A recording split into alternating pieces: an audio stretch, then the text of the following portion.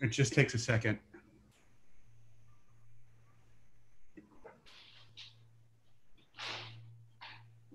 We're going to be starting 1 minute late. I'm sorry about that. I forgot that this just takes a second.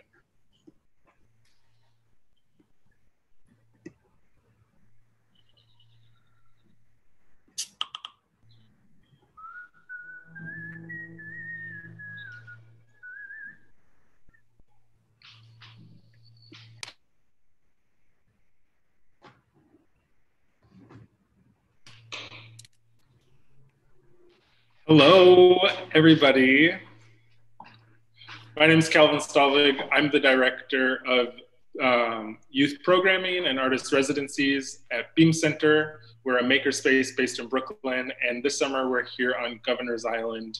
I've been working with the NARS Foundation, Foreheads, as well as Harvest Works to create this series, Hey Neighbor, an Artist Talk series. And today we have 6 artists joining us from the porch of 8B Nolan Park. In response to the precarity and loss artists and cultural workers have experienced this year, the Trust for Governor's Island, in collaboration with 19 organizations, chose to cancel their public-facing programs for the 2020 season and instead offer space to more than 100 New York-based artists. Hey Neighbor is an artist talk series organized by 4 of the organizations hosting residencies on the island: Beam Center, Foreheads, NARS Foundation, and Harvest Works. And we invite artists to discuss ideas and feelings that have surfaced while creating artwork in the midst of monumental turbulence. Before we go any further, we'd like to make a land acknowledgement and honor that prior to being renamed Governor's Island, this land was known as Pagonk and is a part of the Lenape people's ancestral homeland, despite violent displacement and genocide at the hands of settler colonialism. But today, Governor's Island is proof that creative community and resilient landscapes can flourish from that which was once a site of the American military-industrial complex. Families, friends, and strangers from every corner of the world gather here to picnic, learn how to ride bikes, roller skate, pick lavender, bird watch, and learn about oyster habitat restoration. So in other words, Governor's Island exists in a sort of post-war future we are all hoping for. But without further ado, I'd like to introduce Jack Robinson, who is the co-founder of Foreheads, the organization that produces Portal Governor's Island, the art fair that welcomes more than 40,000 visitors annually to the island. Jack will introduce our artists who are currently on the porch. And with that, thank you for being with us. Hey, everyone. Good morning, good afternoon. Sorry, it feels like morning to me because I didn't sleep well last night and I really just woke up. Hi to our attendees. Hi, PJ and Coral and Christina. Good to see you guys.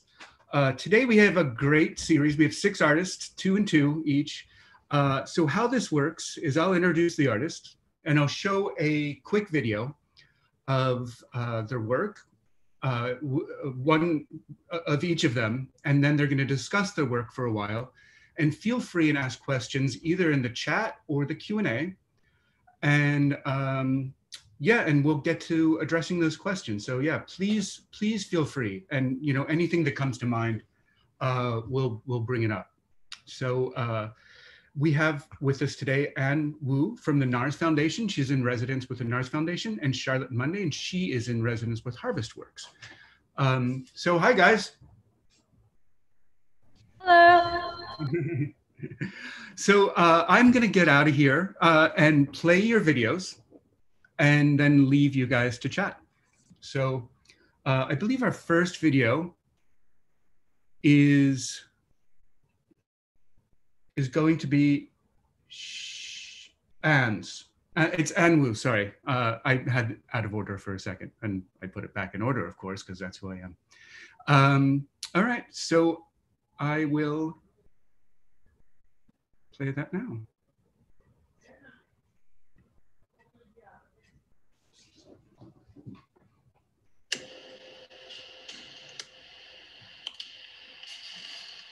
My studio is made up of two spaces.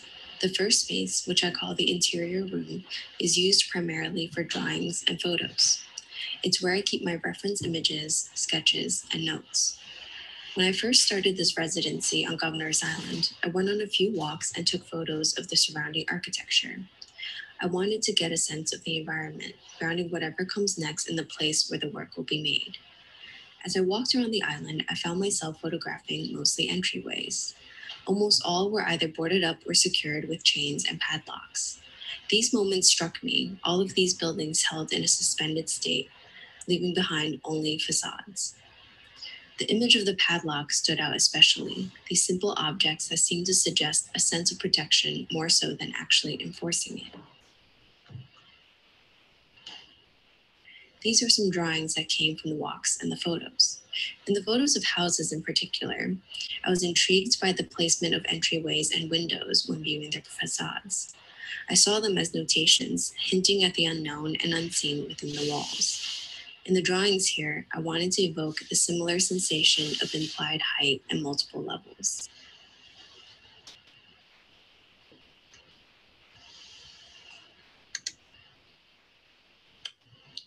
On the table, I have two sets of reference locks.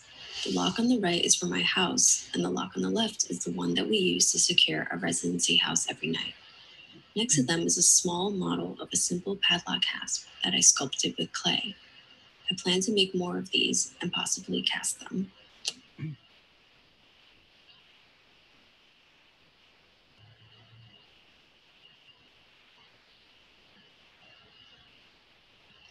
This is the second space of my studio, which I call the exterior room.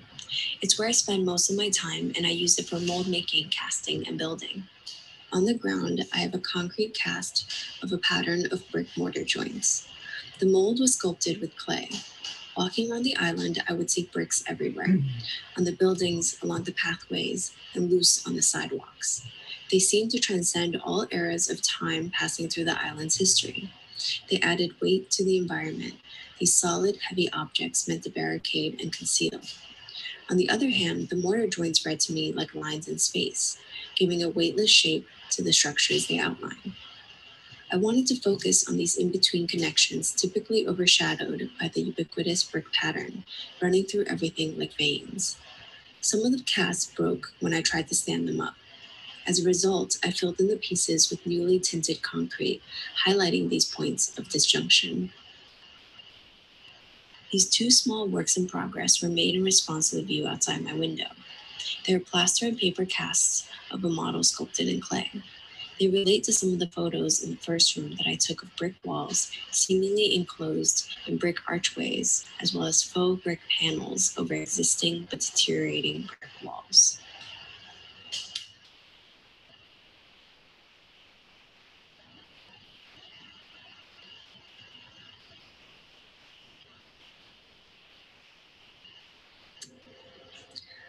Lastly, I've started building the skeleton of a structure using extruded foam. As I make this work, I'm considering ways of playing with line, weight, and visibility. Like the cast concrete mortar joints, I'm imagining a brick facade without bricks, an architectural form that appears see-through, its barricades removed, and its infrastructure laid bare.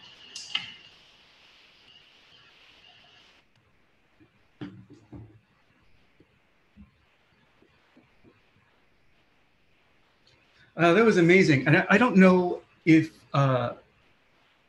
Elisa told you, Anne, that we used to show in that building, and one of the artists that used to show in your room made an identical padlock, like a hasp out of clay. I mean, it's exactly the same. We were all freaking out about it. It was really weird. So yeah, I just wanted to show that before we now go on to Charlotte's space.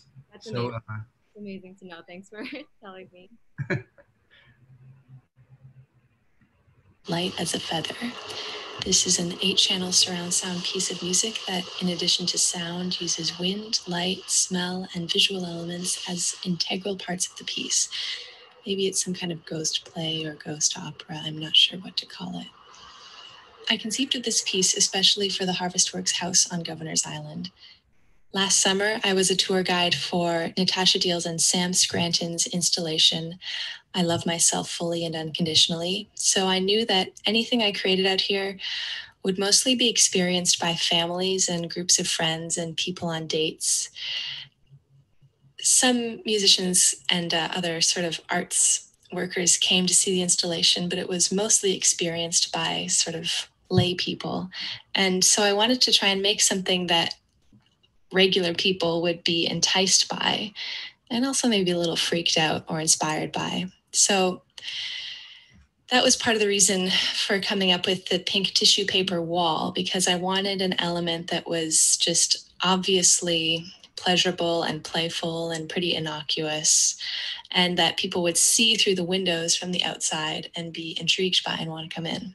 This piece is also in conversation with the medieval abbess, Hildegard of Bingen. She lived in the 12th century and ran a convent, and she wrote down such dazzling spiritual visions that the Pope recommended her work at a conference of bishops in her area of Germany. So I've used fragments of text from her collection of visions called Chivias in Light as a Feather. And the installation's overall vibe and sonic landscape are sort of abstractly inspired by Chivias as well. Light as a Feather is split up into 3 sections. The first section will use wind and multicolored twinkling light coming from the light fixture on the left. Eventually, the tissue paper wall that you see on the right side of the wall will cover the left side also, partially obscuring the magic window, just like it covers the real window. The second musical section of the piece will also use a more extreme flashing light. I constructed the window frame with 1 by 2 inch pieces of wood held together by long wood screws.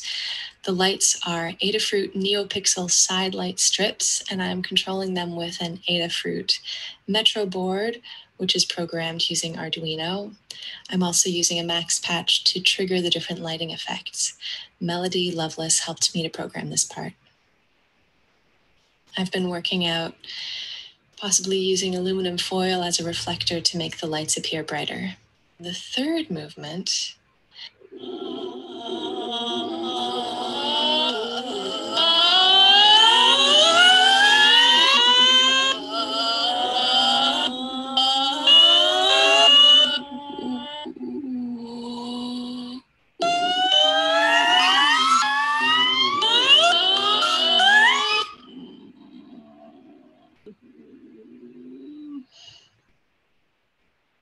I will use smell as a sort of extrasensory element. I've been working on building these squirt robots using servo motors attached to spray bottles. They're filled with a mixture of water and witch hazel, equal parts water, witch hazel, and then drops of essential oils, rose and sage, which is a scent combination that Hildegard recommended as a way to ease anxiety.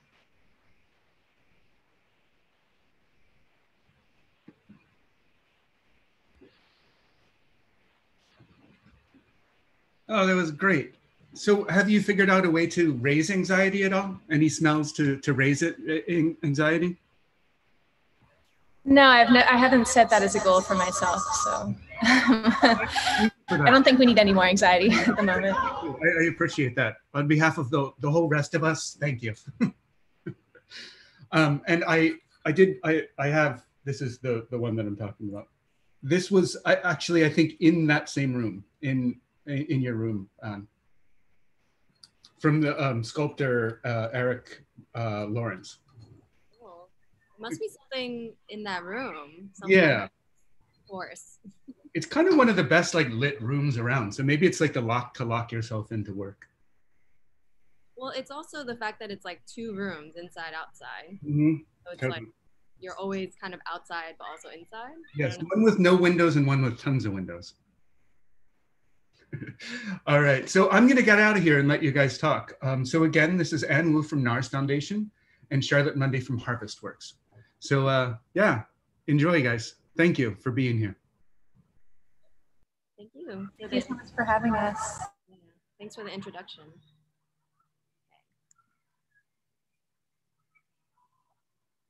So, hi, Anne. So we're just gonna coordinate this because I can see you, but I can also hear you. Also, don't want feedback. Yeah. I guess since we just watched your video, just to jump right in, watching it for a second time too, thinking, I'm just so, I know you're a classically trained musician, so I know that as your background, I'm just so fascinated by the intersection with your training and your understanding and your background in music, how it's sort of being translated into a visual form. And watching your video, seeing how you're even seeing the window, the magic window, and the tissue paper, I can't help seeing these elements as like part of a composition, the way that you're adding these elements together. So that's just a very roundabout way of asking, how does your background as a musician inform some of these decisions you're making in the visual work, and how that all comes together? That's a huge and difficult question, but I think part of what has always drawn me to music, part of the reason why I'm a musician and a performer, is that this sort of visceral feeling of the divine or whatever, the force that's bigger than us. Like, for me, music and singing was a way that I found when I was younger, especially, to like really connect to that. And so I think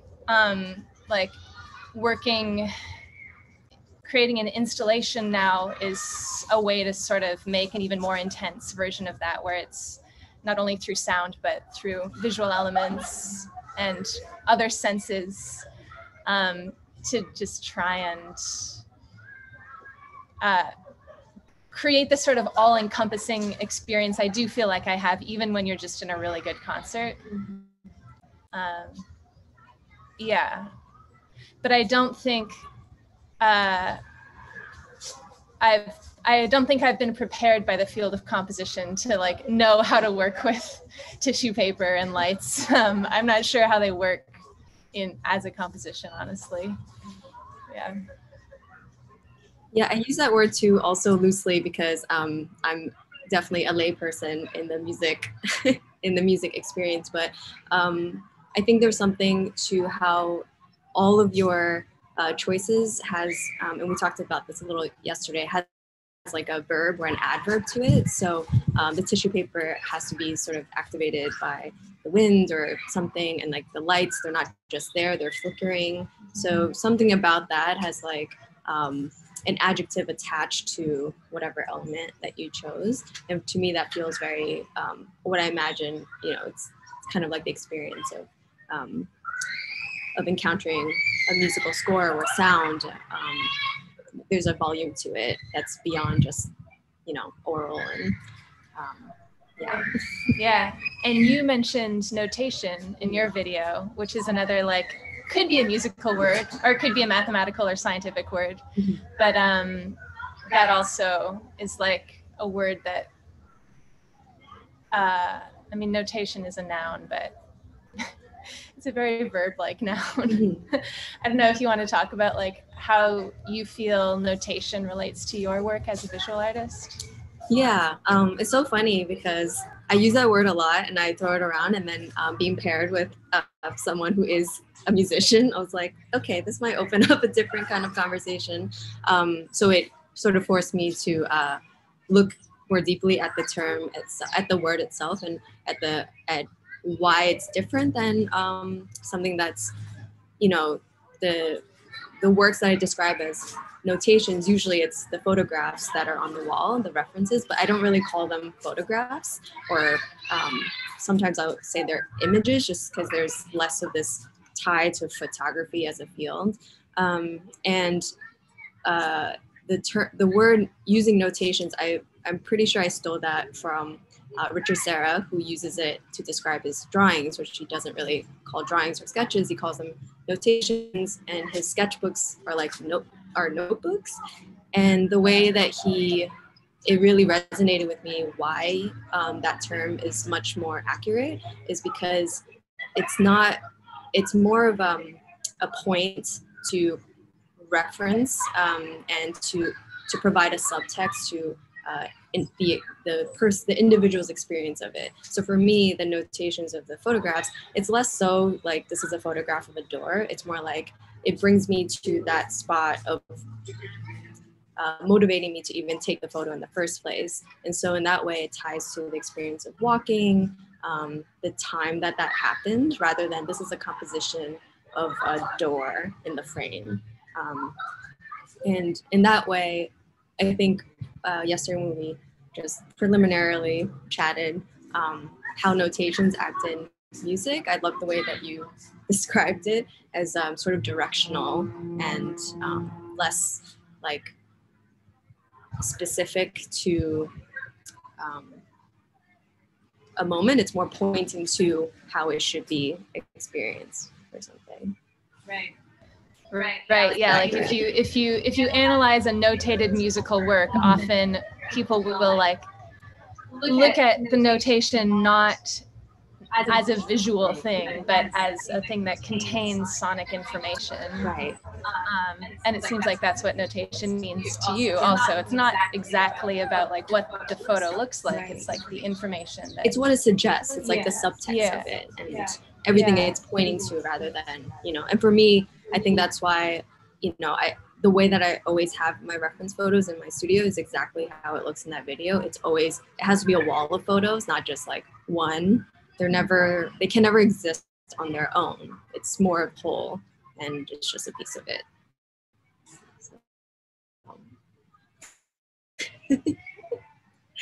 But I'm glad we got that distinction. Yeah, well, it's funny. I think it's probably a continuum. Like maybe any time you like make a drawing or a note, it's like both a visual thing and a notation, even the most like sophisticated.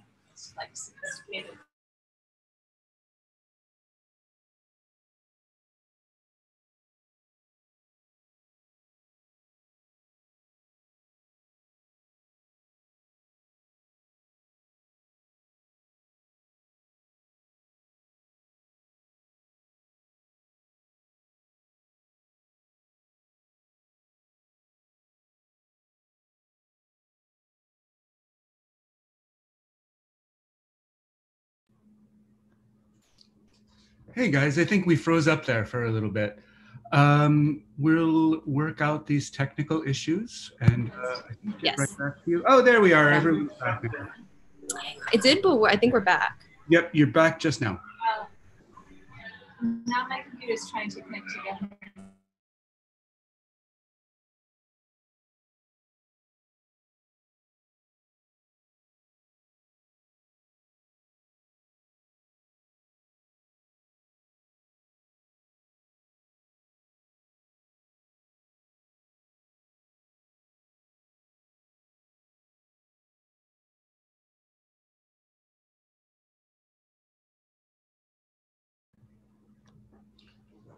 Okay, so I think we're still trying to work that out a little bit. But that's all right, because coming up after this, we have two more presentations with two artists each. And next up, we're going to have Arti Akapedi, and she's from the Beam Center. And then she'll be with Christian Incapie, and he is with NARS Foundation. And they're going to be coming up at 4 o'clock, right after this is over. I'm going to look into the technical aspect of this, and we'll get right back to you guys.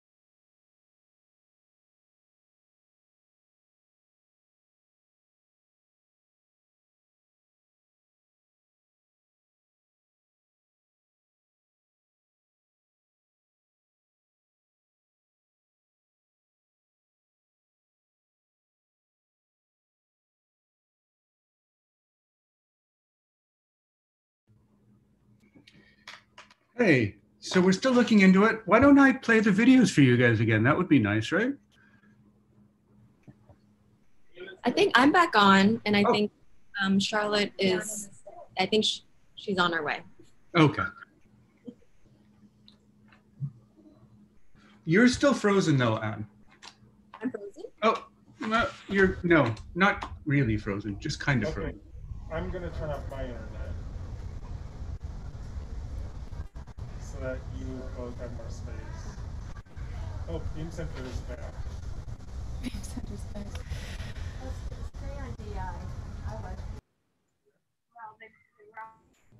All right, we appear to be Seems to be totally working. back up now. Cool. Okay, where were we? Kind of, it's one of the good parts of being on the island too. You can just disconnect, so not in this situation. That's true, that's true. We were talking about the ferry and how I noticed that the sculpture that's in progress in your video is now complete, and it sort of like jets out of the floor in a cool way that reminded me of submersion. Yeah, was that influenced by your daily rides on the ferry, or? Yeah. So the sculpture that Charlotte is describing. So the video that it's helpful to revisit that video because I actually made that several weeks ago, and that sculpture is now completed, and it's on view at NARS along with my fellow resident artists. We have a show up. And it's a completed version of what the skeleton was supposed to be in the video. And as Charlotte described, it's sort of like at an angle. It's an architectural fragment that's at an angle, and it's touching the ground. And I think watching this video and seeing like what was happening, what were all these parts that were in my mind as I was just settling in and trying to get basically a footing in this very strange place to be at in this time of our lives in general. I really wanted to, going back to emulating a feeling rather than describing it, sort of enacting the structure, because the way that it is in the video, it's still sort of like standing up, and it feels like on stable ground. And over time, the more that I thought about it, I wanted this form to speak to or reflect how I felt coming to the island every day. I don't just take the Governor's Island ferry. I've been taking the New York City ferry, which is very, very lovely, but very odd way of having a daily commute. And that ride is like 40 minutes long.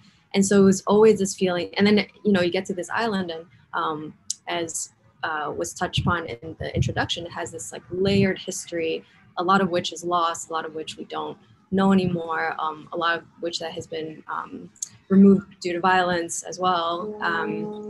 It felt very unstable in general, that coinciding with just how I think is in the current climate. It made sense to create something that when experienced or encounter the sculpture, you kind of feel like inducing some sort of strange relationship for the viewer and the ground. So it's like the way that it's up at an angle, it's kind of like you're always looking down on it, even if you're looking frontally at it. And that's sort of been my experience coming here these past few months of being on the boat, and like everything's moving, nothing feels like at eye level with me. Everything's either underneath me or like way above me, because you have these hills that are made up of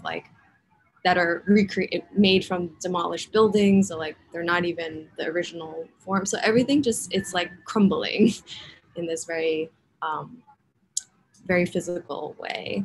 So in that work, I think eventually that was the form that it took to enact this adjective that we talked about.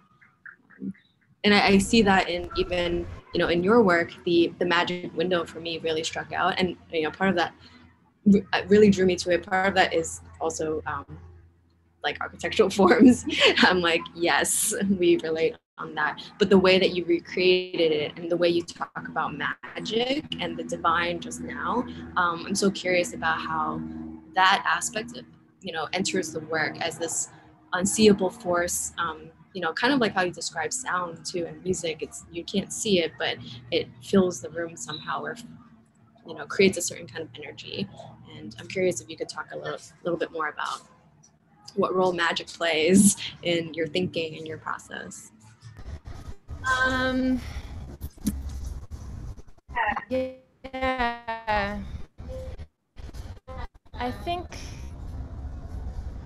for especially art that positions itself as like dealing with technology, like the kind of art that Harvestworks supports, I think it's a habit in that field and also in the field that I'm more comfortable in, like sort of experimental concert music.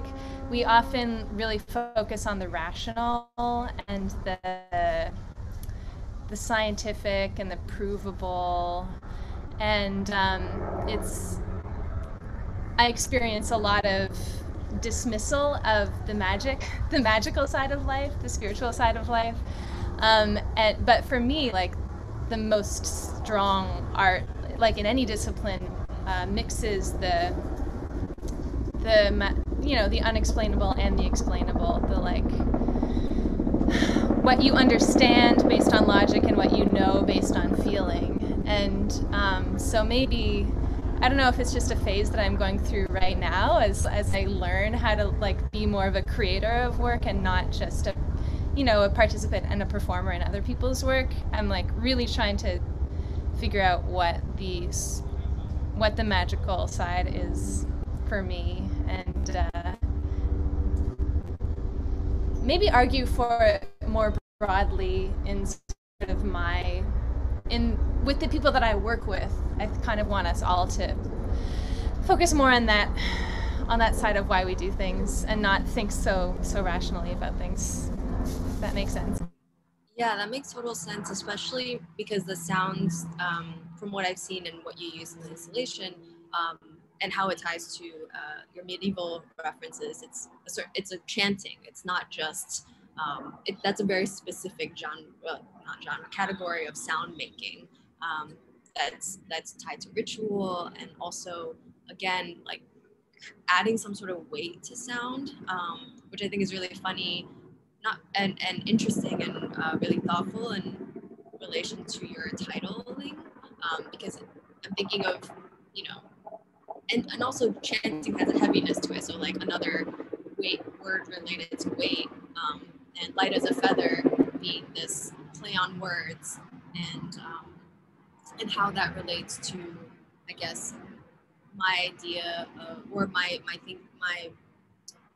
mind goes to riffing and methods of riffing or tools of riffing within a musical context, but also outside of it, and how, I know you use a lot of historical references. How does that play into just your way of making and thinking? First, I think your work also plays with weight in a really interesting way, because a lot of it, when I was looking at your works page on your website, is physically kind of empty. It's like often just outlines, but you managed to like really like imbue it with a feeling of weight, I guess because it's referencing architectural forms often. And now I've forgotten what the question was that you asked me. Oh, riffing, yeah. I think whether we know it or not, we're riffing on things, whether we're conscious of it or not. It's just a question of what are we riffing on. And I like to try and reference things that, I mentioned in my video the idea of like speaking to normal people, and I know that's kind of silly because there's no such thing as a normal person, but I do like to try and reference things that I think a lot of people would have some kind of way to grab onto it, because music can be so abstract, and although in one way it's like very immediate and you can have an immediate visceral reaction, in another way, if you're not somehow familiar with the musical language, like it can be really hard to feel alienated by music, and so it's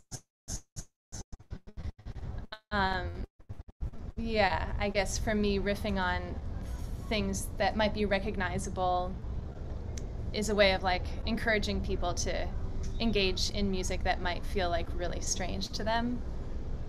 Yeah, I really relate to that in terms of using specific elements as a tool for communication, but at the same time trying to elevate it as well to generate a closer look or something.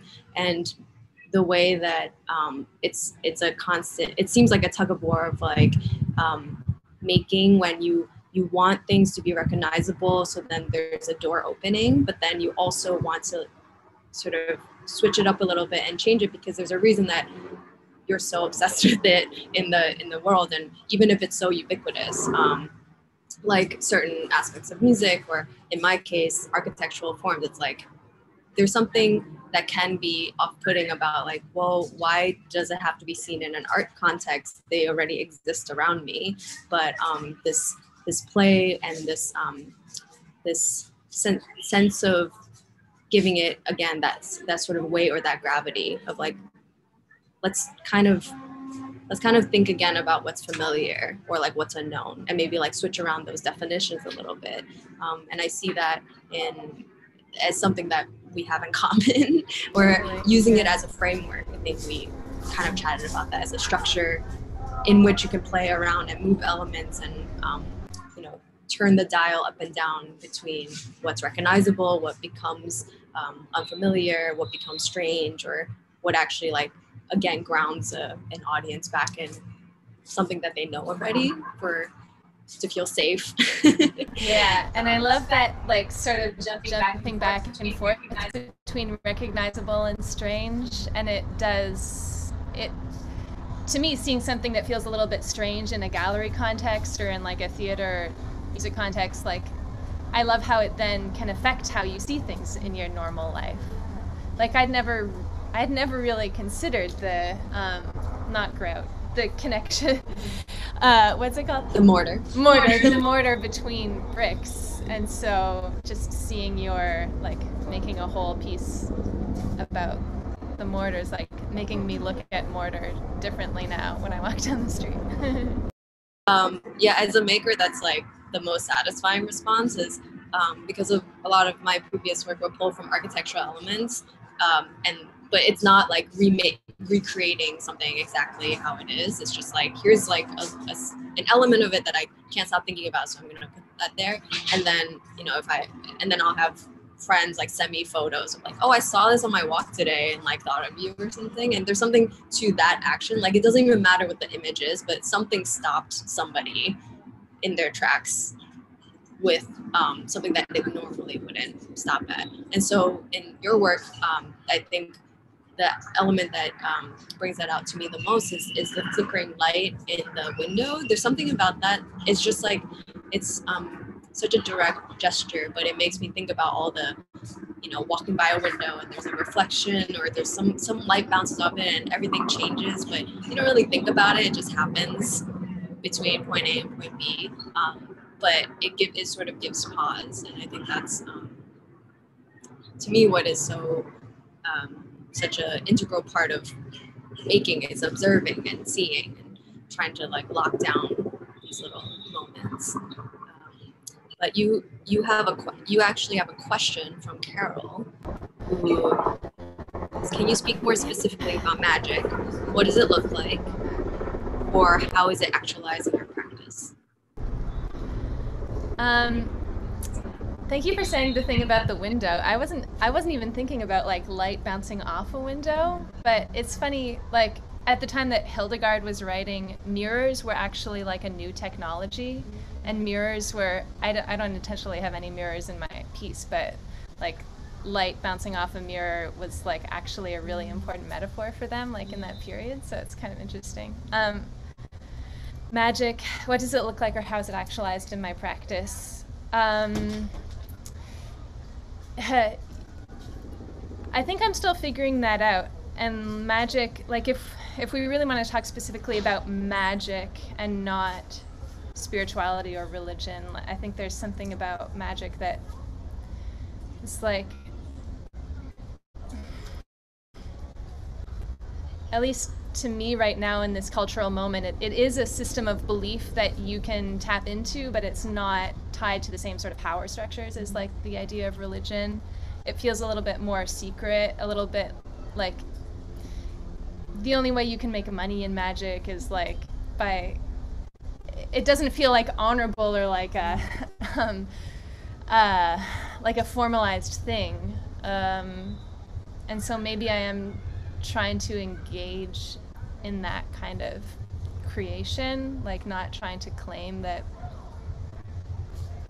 I don't know, not trying to claim a place in some other large institutional framework, but like make a beautiful, welcoming, like fun space sort of outside of the big frameworks of power. I don't know.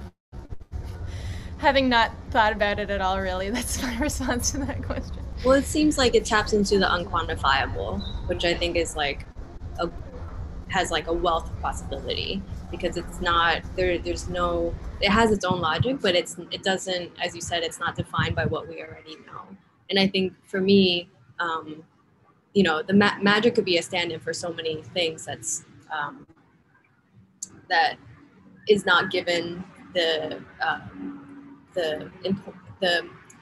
spotlight or the sense of importance. And you know, we talked about a little bit the sort of everything that slips in between of what is structurally important or logical. And like in my work, it's, you know, something with the mortar, it's like, it's not quantifiable in the same sense of knowing how many bricks go into building a wall. It's just sort of there to assist in the structure somehow, yet it doesn't have the same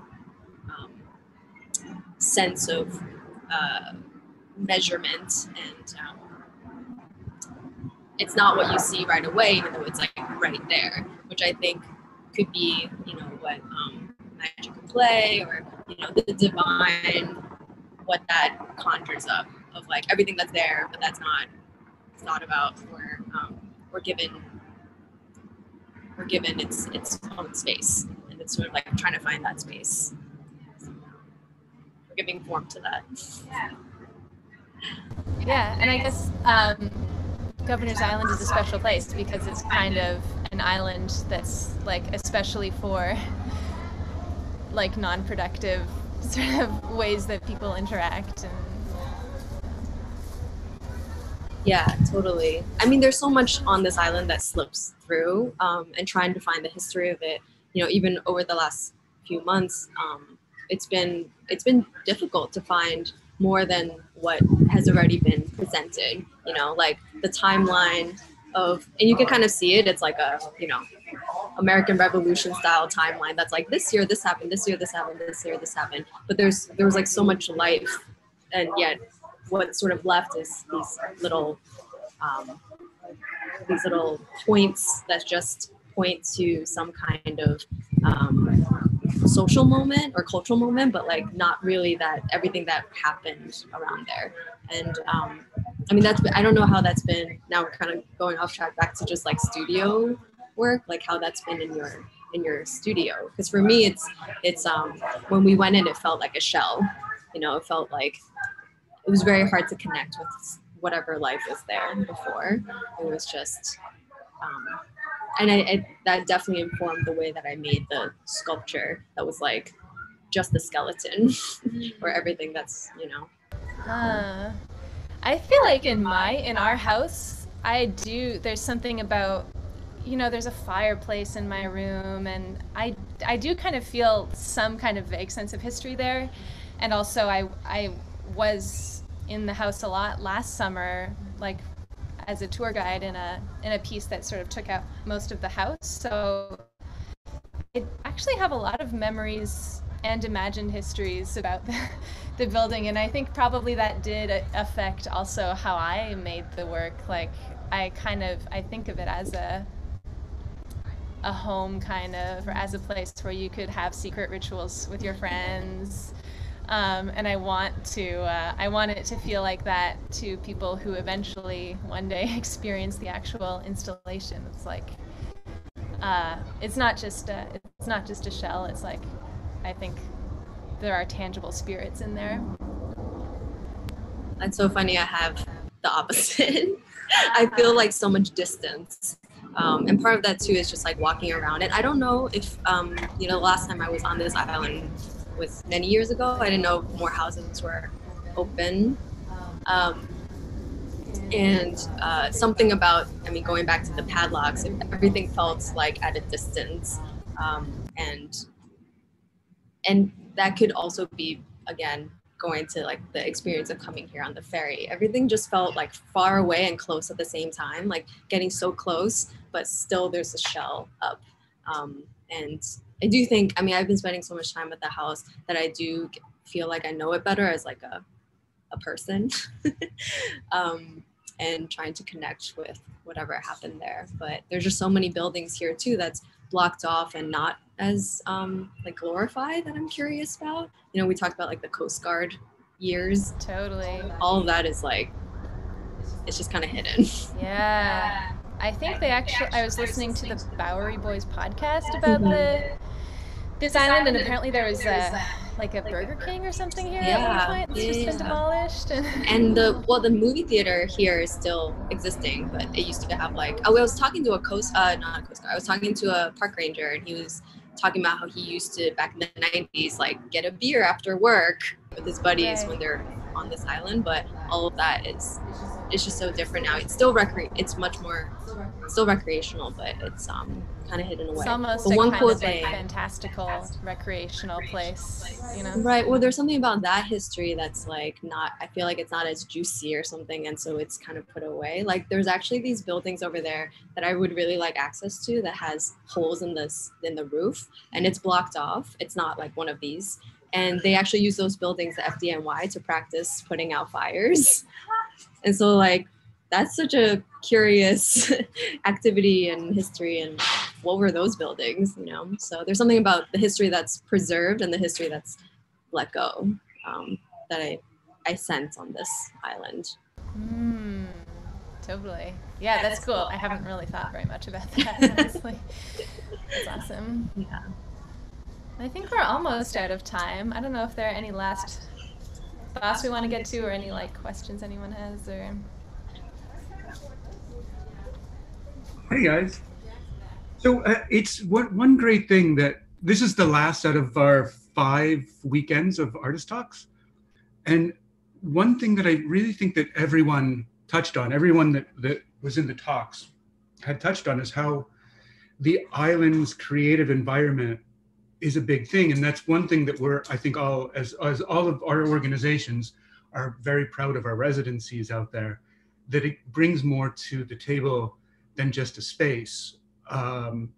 It brings this atmosphere and a ferry ride that I think is just frankly way too short, because you finally get a little calm down from scurrying, like getting out of the subway and having to deal with stuff in the financial district, and then 8 minutes is not enough. I need 15 minutes. I think it's only fair. Thank you guys so very much for the time, for the thought, for the effort. It was really wonderfully thoughtful of you. Do you guys have any questions for us, for anything? We still have 1 minute left, so there's tons of time.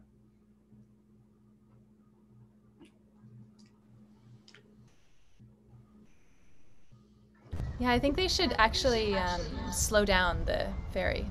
Yeah. I agree. Just like make them really slow. Have it be a rowboat. I really recommend the New York City ferry. It's $275, same as MTA, and you can ride it all the way to Rockaways if you wanted to. Yeah, absolutely. So great. Next up, we have Arti Akapati, and we also have Christian Inkapie.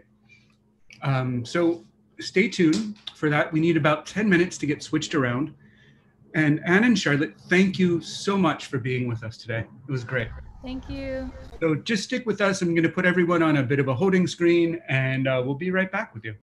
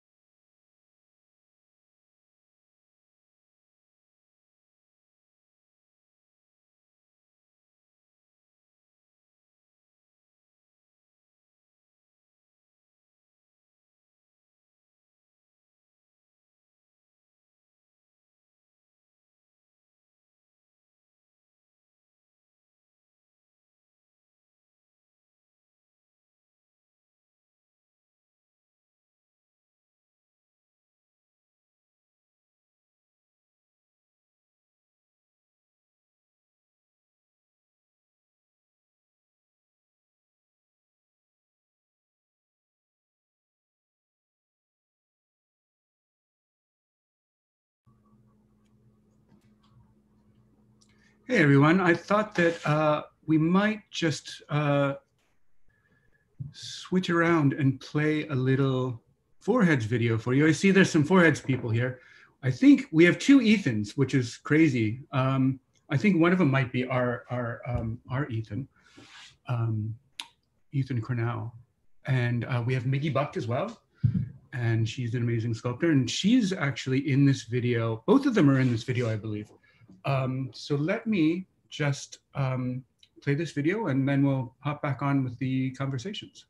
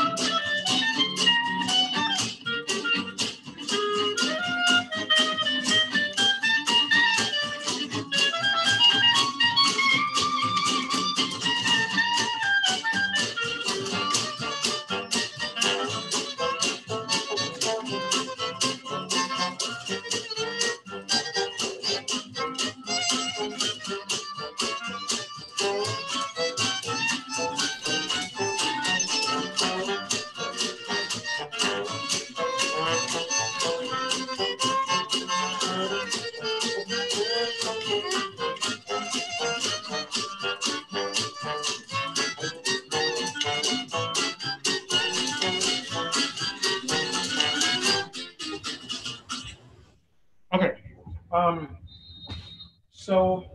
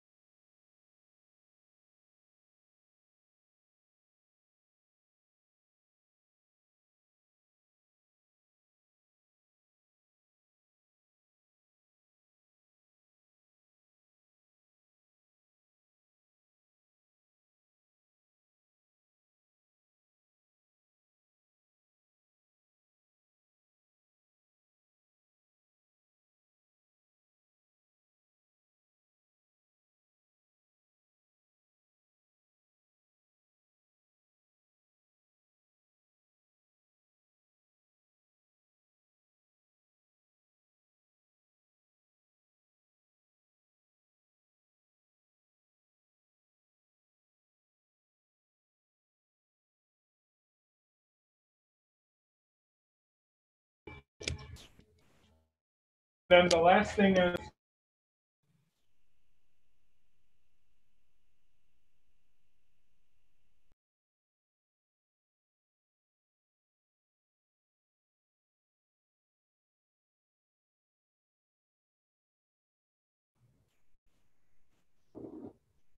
Hey everyone, we're just about set. Just getting the last little things in place. And thank you guys for joining us. Great to see you. Great to have you here. Can't see you because you're, you know. Anyway, so, coming up next is Arti Akapedi and then Christian Incapie. And Arti is with Beam Center and Christian is with NARS Foundation. They're both residents on the island, and we're going to be super duper happy to talk to them. So it seems like they're pretty much set. So let me head back over to them.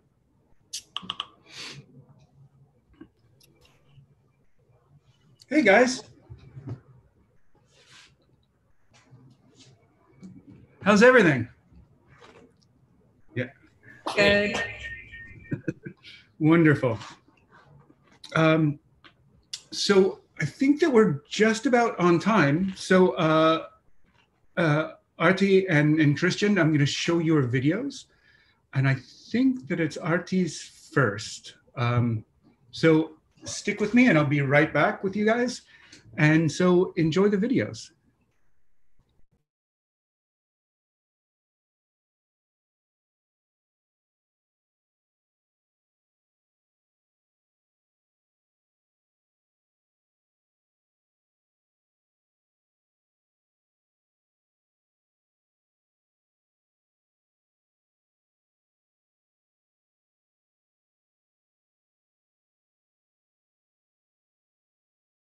To explore how identities and histories are shaped. You're interested in the poetic. Sorry, guys. Hi, my name is Arti Akapedi. I'm an artist, a programmer, and an educator interested in the poetics and politics of data sets. I work with both personal and institutional archives to explore how identities and histories are shaped by different methods of collecting, preserving, and presenting data. I combine code, machine learning, and analog techniques such as printmaking and embossing to navigate these themes. In my work, I often use family photographs and archival images as source materials. I am a first-generation American, and so my family photographs are signifiers not only of my family's history, but of my own distant cultural identity. I use algorithms designed for applications such as facial recognition with these photographs, creating performative rituals of information extraction in the hopes of gaining a clearer sense of who I am or who I could be. in working with family photographs, I contemplate the idea of intergenerational memory, loss, and identity. So this image was produced by a machine learning model trained on a combination of my own family photographs and photographs from an archive called the Studies in Tamil Studio Archives and Society that has been collecting studio photography from South India taken between the 1880s and 1980s, which is the same time and place that a lot of my own photographs were taken, my own family photographs, that is. And so I trained this machine learning model, and what you're looking at is what the model spits out. And so it tries to create images that are as similar as possible to the original training data.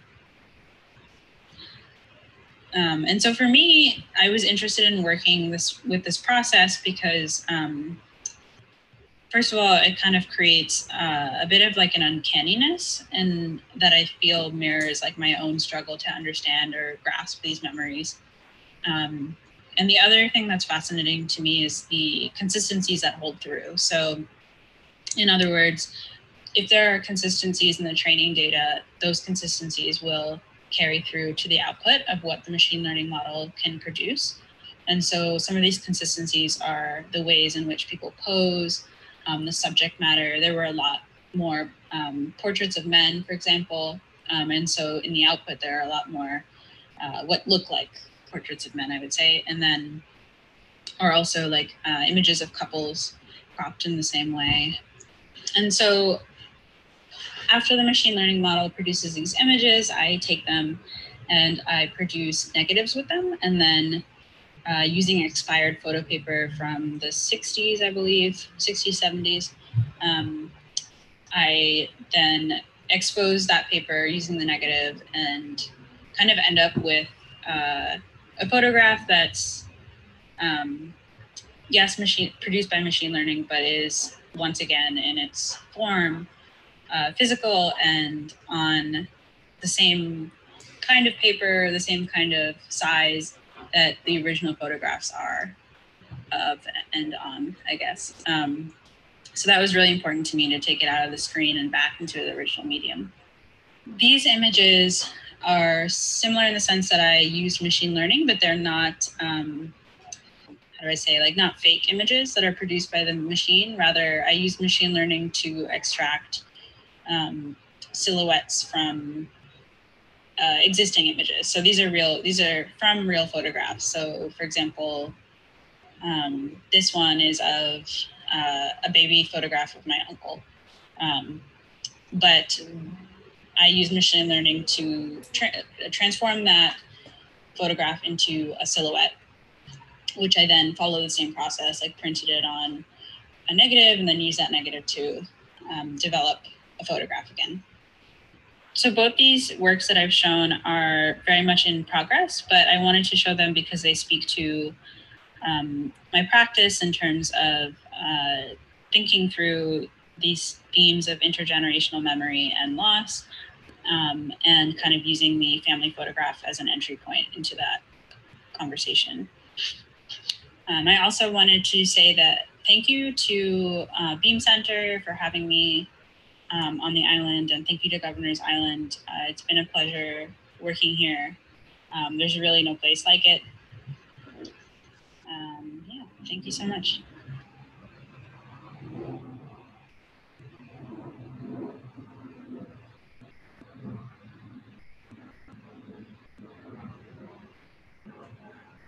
And thank you. That was excellent. I love this process. It's absolutely stunning. It's amazing on so many levels, but I'm a big fan of process, and that is a fabulous one. And that just both of you are using these older style photographic processes is also, I see why you guys are paired up here today. So I am now going to show Christian's video as well. And yeah, you'll totally see after this why. I'm sure that you guys are going to have a lot to talk about.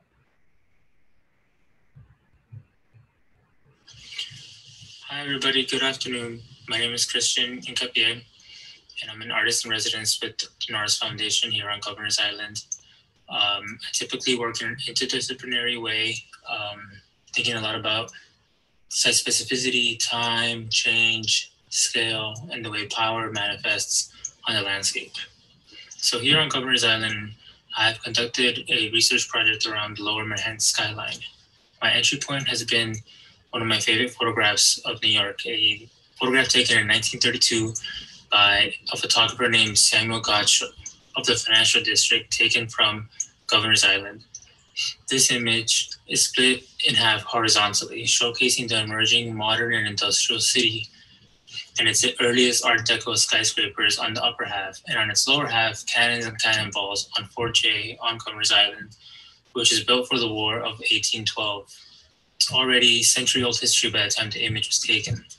This photo has an otherworldly quality to it. Its value scale gives little hint to the time of day, as the diffused quality of light creates a relic of the technological innovations and modernist design ideals of the interwar period.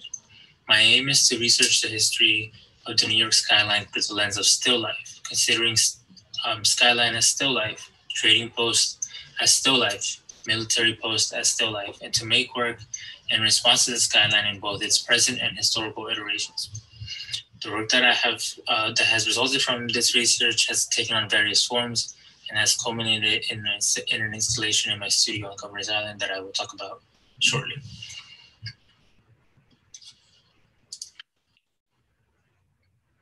So this is the view of the southern tip of Manhattan from the soccer field behind our studio building. And I should say I started to conceive of this project after reading Norman Bryson's book on still life titled Looking at the Overlooked, in which he tries to investigate still life as a response to this slowest, most entropic level of material existence. So thinking about still life as a way of capturing something that is slowly decaying inevitably, which to me was very interesting when applied to architecture and space, and in particular, a landscape that looked to me so similar to this. I became interested in the skyline as a potential subject matter while writing the Governor's Island and Staten Island ferries last summer, and while teaching a foundations level still life drawing class. In my class, I spoke about how one constructs a kind of pseudo architecture on the page, often citing the construction of Giorgio Morandini's paintings, whose bottle still lifes take on the structure and composition of a narrow cityscape.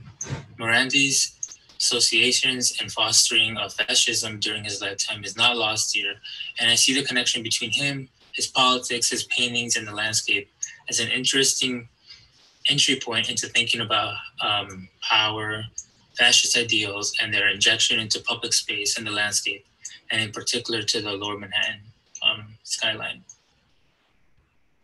So here, seen from my studio, is One World Trade Center. I always feel like I have to be close to my material. So I have this view of kind of, the most prominent skyscraper in New York. So I started shooting the skyline from Governor's Island using infrared film. So I've always known about infrared film, and I kind of had bookmarked it. But I wanted to use it because it has these two kind of visual specific qualities, and it also has this interesting military history, similar to Governor's Island. So photographically, infrared film was developed for use by the military as a kind of counterinsurgency tool, but also, like counter camouflage. So in infrared film, blue ends up being really dark, close to black, and then anything that has chlorophyll in it, so plant life, is bright. It's almost kind of closer to white. So here in this photograph, you see that the sky is very dark. This is like a just crystal clear blue day. But when in photographs, it is using this infrared film, it ends up being really dark, and then the plant life ends up being really light. So technically speaking, if there was something that was camouflaged underneath like a dead bush or something, then that's how the infrared film was used. In military use. And I started then using the infrared film also to photograph the skyline a little bit more kind of closer up. So here the city is photographed in a way that can mimic a still life, with the sun acting as a kind of hot lamp behind me, and the buildings, the objects kind of flattening in photographic and graphic space, and the water acting as a kind of dark tabletop.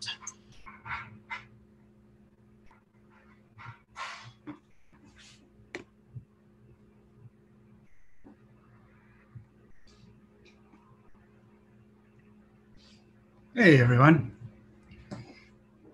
So I found, just before we get into everything, I was looking around after watching Christian's video and found this really great photograph. Let me just share it with you. I don't know if you've ever seen this one. I'm sure you probably have seen this one before. Hold on one second.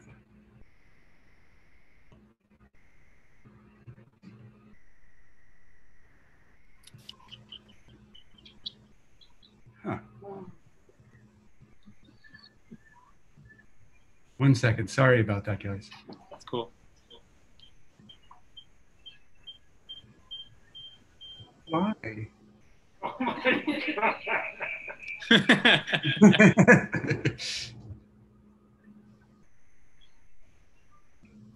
Well, it's not going to want to do that now for some reason.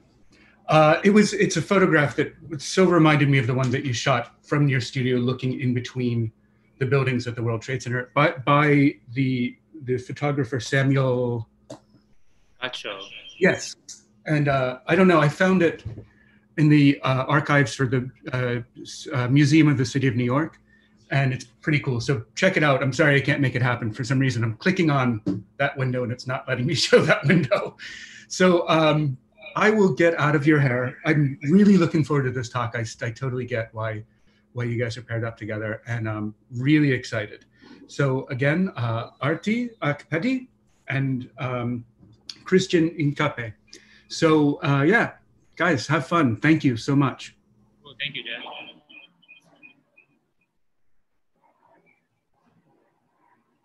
Cool. Okay, so let me make sure. Yeah, my mic is on. Ooh, a lot of echo. There's a lot of echo.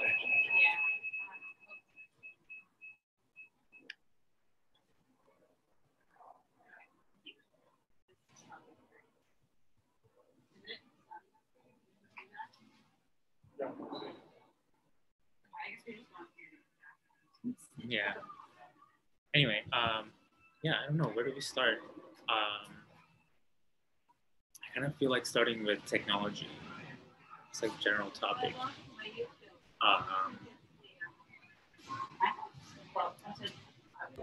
I have a question on that general topic for you, actually, because I'm really curious. I might have gotten my facts wrong, but we spoke yesterday in Christian's studio, and was the original photograph that you started from as a reference taken with infrared? I'm not sure, actually. It's funny that Jack mentioned that archive, the Museum of New York archive. That's where I found the photo. Yeah, it's this photo that was taken probably like Godshow maybe got a contract from the city to shoot like the skyline, or maybe just to shoot generally Governor's Island, like in the same way that photographers probably have contracts to shoot the city now or the Governor's Island. But when I saw that photo, yeah, I couldn't really figure out how he shot it. There's a lot of kind of like really cool, innovative things he did, photographing architecture in the city and like interiors and exteriors. But I'm not sure. I don't know how he took it. That was one thing that I wasn't sure how he did it. And then that's what kind of led me to the infrared film. Yeah, his photo is like, it's strange. I mean, the first time I saw it, I was like, wow, it looks like the surface of the moon. Like, where is this? And yeah, that, I think, I don't know, that's interesting too, like just to think about how just this person's like knowledge of techniques, like almost 100 years ago. And I don't know, maybe there was like some type of film back then that I don't know about that he shot it with. But yeah, it's super diffused, and like the quality, the time of day is like super ambiguous. And it also adds to that kind of feeling of like timelessness or something that's in it, or like, I mean, it's still like that. I don't know if you've been up to Fort J, but it's still super like, it's just odd to see these cannons pointed to the city, and yeah, this familiar landscape, but then also this non-familiar landscape like right in front of it. Yeah. Yeah, the infrared, or the history behind the infrared is really interesting. And I think, yeah, what you just said, this kind of like encapsulates why it looks so weird, because you don't have any sense of time when you look at it. Yeah, it's really interesting.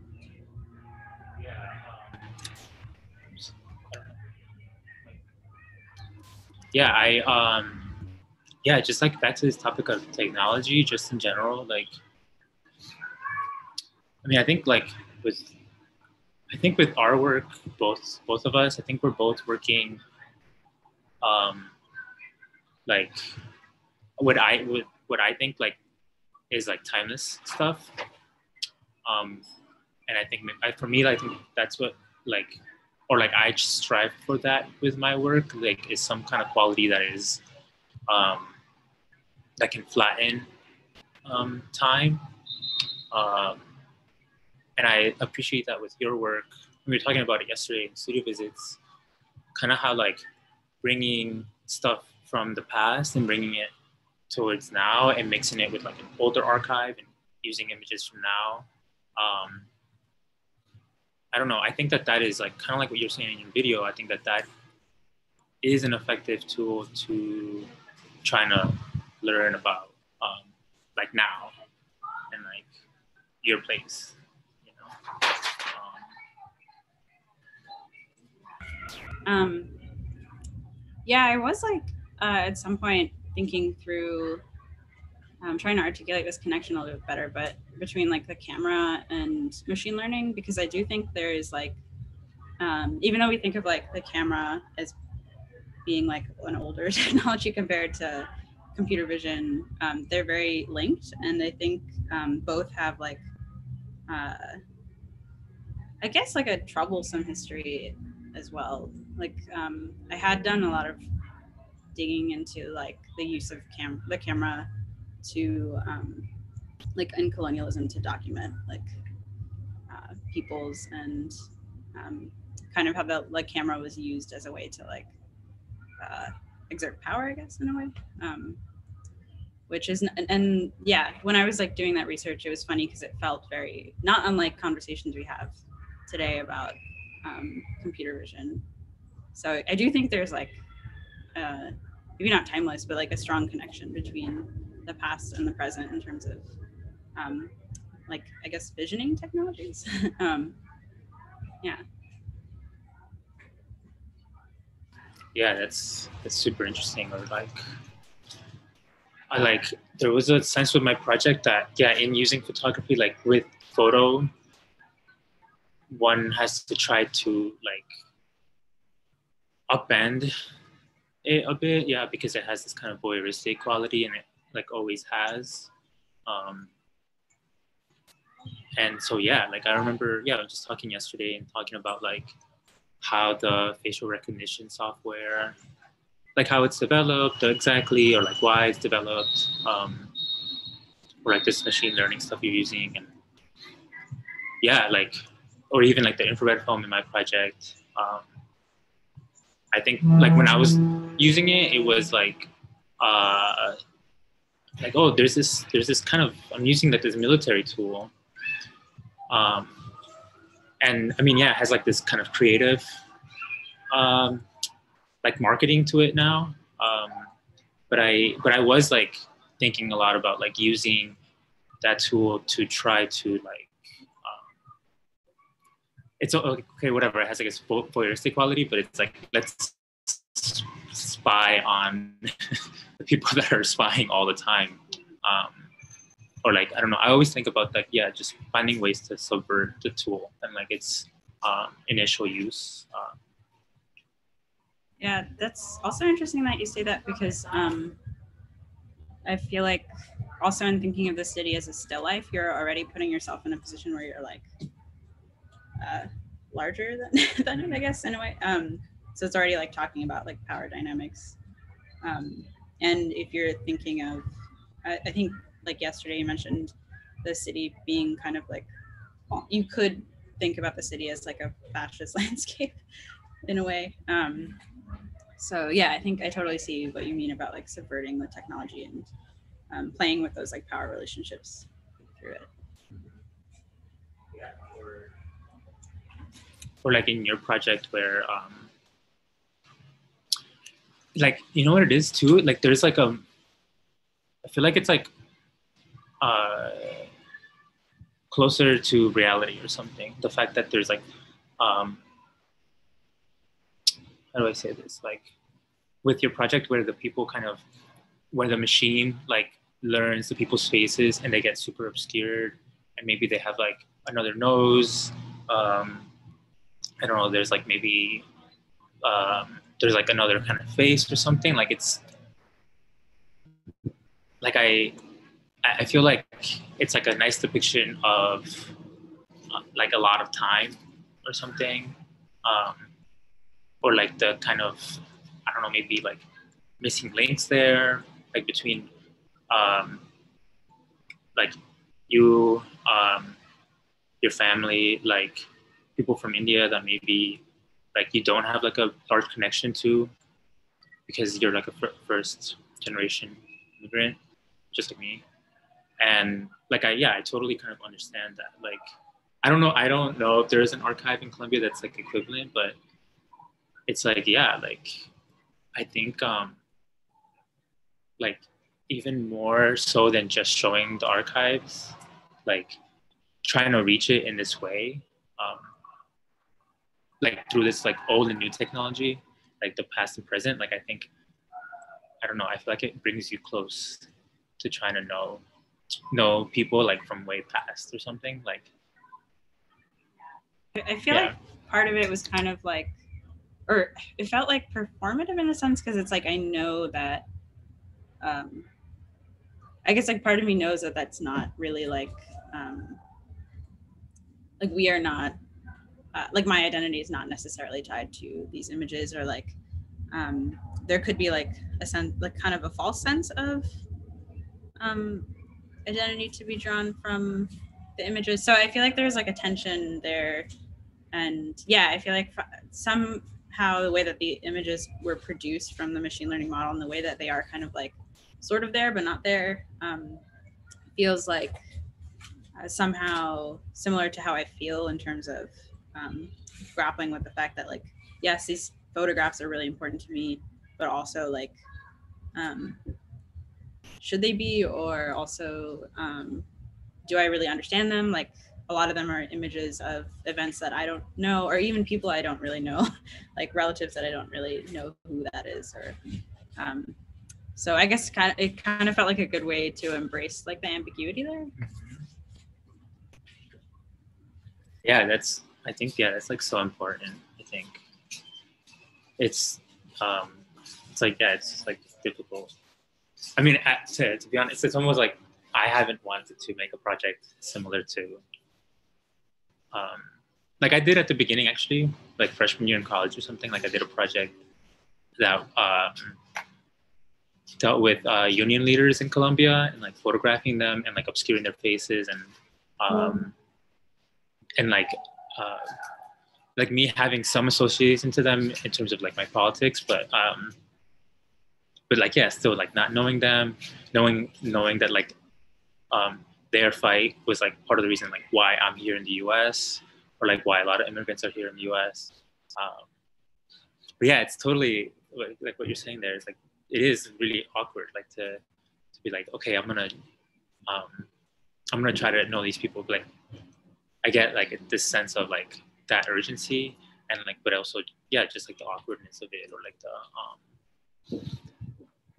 yeah, I don't know, it's like the, I don't know, it's fraught, and like, you know that it's important, but maybe a little like it's just hard, but I don't know, it's important to do. But I would want to do a project kind of similar. Yeah, I also feel like it kind of gets back to the technology, or like thinking about the camera, because or maybe it like brings up the question of like, is this image or something else I think about a lot is like images as sources of data or like information, but because the photograph can be kind of misleading in that way, like it's not necessarily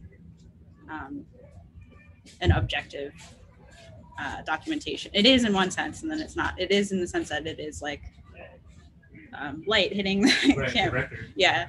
But then kind of subjective in the other sense that there is you as a photographer or even as a viewer bring what you have, all your baggage to it. So yeah, I don't know. That also brings like an ambiguity to it, I think. Yeah. That also kind of, it reminds me also of not only are you using the machine and then you're like producing these images, but you're also printing them in specific ways. Like with the cyanotype process or the anthotype, right? Is that what it's called? The turmeric, like photosensitive process. Oh yeah, or just darkroom processes. Like, I think also kind of gives it like another layer, right? Of, I mean, for me, it's like the timeless quality to like all the images and like the whole project.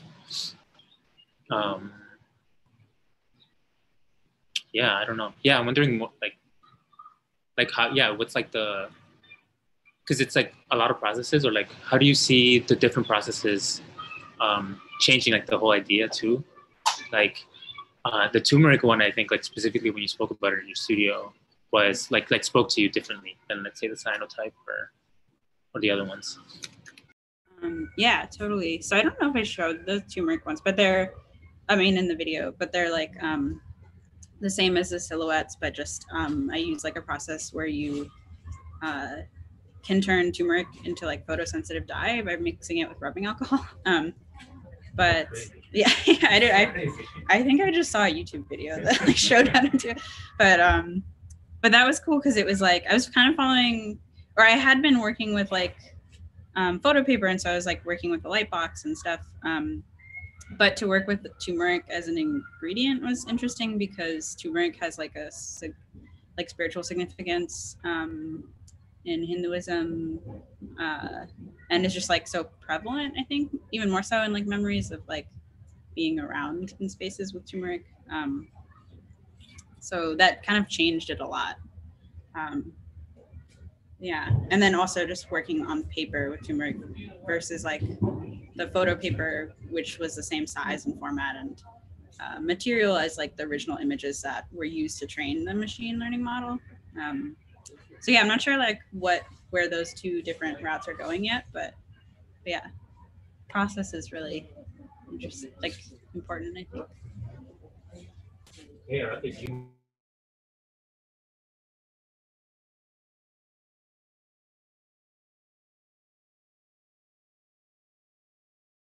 I think I was muted. I just asked Rati if I could pull up photos I had of my studio, or like this little installation I had up there.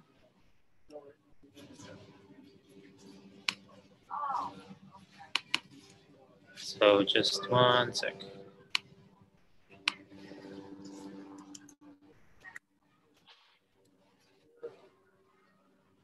Oh, no.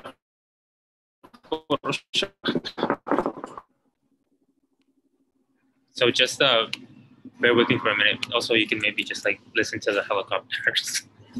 There's always like a ton of helicopters here on the island if you've ever spent any time here. So this was included. Oh, I think I need permission to share my screen. I can't do it.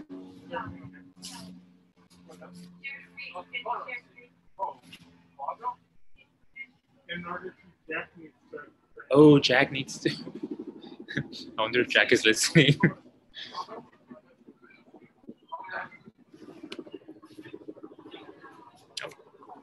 Okay. We should maybe talk about it, but yeah, I don't know. Well, one thing that I'm not sure if you put in the video, but was like, because I didn't want to ask you about, sorry, there's a lot of comments, but I wanted to ask you, because I noticed that you use like, I forget what it's called, like the official word, but you use like rubbing as a technique, which I think is really interesting. And I was just curious about like, even in like a previous work, the I forget what the piece, I think it's Decisions at a Desk, but the eraser piece also kind of feels like similar in the sense that you're like getting an impression or, but I just wondered like how you saw that or when you started using that process and kind of how it speaks to your practice. Yeah, so if I could just like describe the installation, there's 5 photographs that are like framed that I shot with the infrared film, and they're like printed in this nice kind of glossy paper, kind of like really standard photos. Then there's like these large blueprints, and then my studio had these 2 rooms, and one of them is like all windows. It's like a sunroom, and I covered the windows with like each individual pane with a rubbing of different compositions using coins or like the different variations on $1. So there's something like 250 variations like that you can like make $1 with coins. And so I did like, I don't know, I think it's like 25, no more. I think like something like 40 something for the window panes. And so they obscure the space, obscure like light coming in, but then also one window pane is, it's not covered, and then you see the One World Trade Center from my studio. Yeah, just like seeing like the financial district like in the distance. But rubbings, yeah, I mean, I think, when did I start making them? So yeah, just like, I think, like you're talking about just like basically photography being like, just basically being like a record at the least. Because I kind of work in this interdisciplinary way, I almost always kind of try to think about other ways to engage like the index, and rubbings always like do that, right? So I started making them when I had found these like really old inscriptions on a building that were from the early 70s. And I was like, oh, New York changes so much that I kind of felt like I needed to make a record of these things. And so I made these rubbings, and then ever since I made those, I wanted to make more, of like different inscriptions, and maybe even like just thinking a lot about like the official and the unofficial, sanctioned and like unsanctioned marks in the city. And and just like kind of more like recording the stuff that's unsanctioned or like stuff that you don't get permission for. And like kind of translating it into this process of the rubbing. But yeah, no, the rubbing has been like really important, and like just to have like a record of these different things, and to also kind of really deal with it, like really kind of touch the material. But with the coins, like I thought like it would be a nice way to specifically cover the window so that somebody could like look at the financial district through my studio, but then also specifically think about the kind of like what really like you're looking at, which is like really kind of New York City money, but then also specifically like I wanted to do these rubbings and kind of like a little bit of like question of like what's in your pocket, So like it's just like these coins that are kind of analog for that question. But yeah, I hadn't done like coin rubbings before. I mean, but it's interesting because whenever people ask me like what, I don't know, not that many people, not artist people, but like others might be like, how is this made? And then I'm like, oh, you ever make like a rubbing of a coin as a kid? And yeah, that's how I never thought I would be doing the coin rubbings for this project, but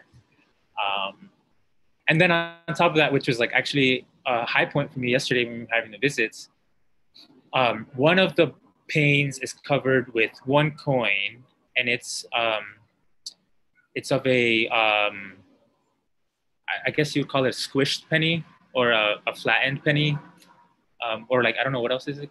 I don't know the official name, but it's like from the machines that you. Yeah, there's like, yeah, I don't know. I think it's called the flattened penny, but I had this souvenir from when I was younger, when I visited the World Trade Center with my family as a kid. And just recently I was looking at photographs of the observation deck on top of the World Trade Center. And there was a machine that was like a souvenir machine that you would put a penny in, and then it would like, you know, you like flatten the penny and it has like a little inscription of the Twin Towers. And so there's like all these rubbings in my studio at the little show I have. And then one of them is a rubbing of this souvenir. And then when I showed it to Arati in the studio, you were like, oh, I remember that machine. And I was like, I was like, oh my God, that's crazy. Like, yeah, that was one of, actually, I was thinking about it, and I think that was like my last memory, because I must have gone like a couple months before 9/11, or like in the summer. So yeah, that's like my last memory of the World Trade Center, was like going to the stupid penny machine and like making a coin. That was really cool to see.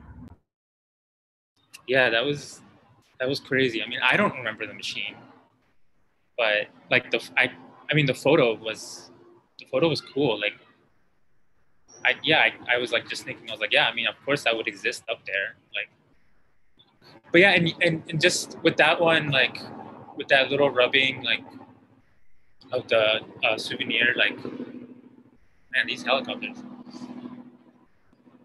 Also, yeah, just thinking about like just the like collapsing material, flattening material, like different kinds of value, you know, like those penny squishing machines are interesting because they deface currency.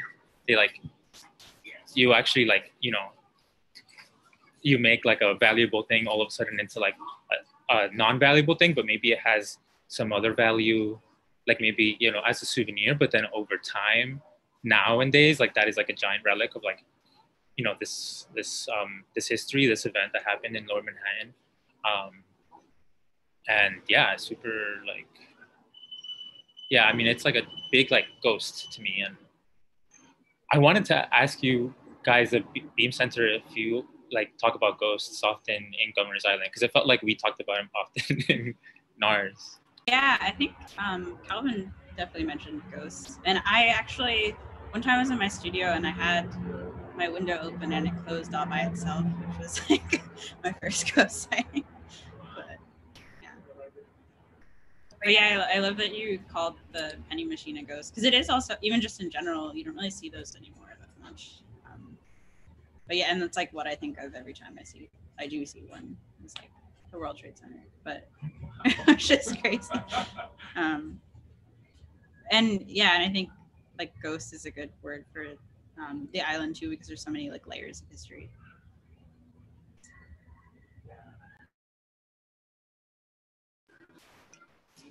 So I think we have 10 minutes left. I don't know if there's any questions like in the audience.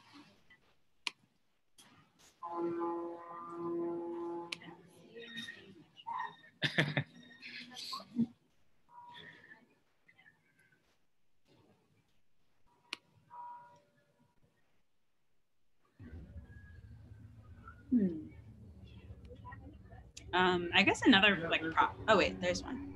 Oh, that's actually like similar to what I was about to ask. So yeah, I'll let you take that.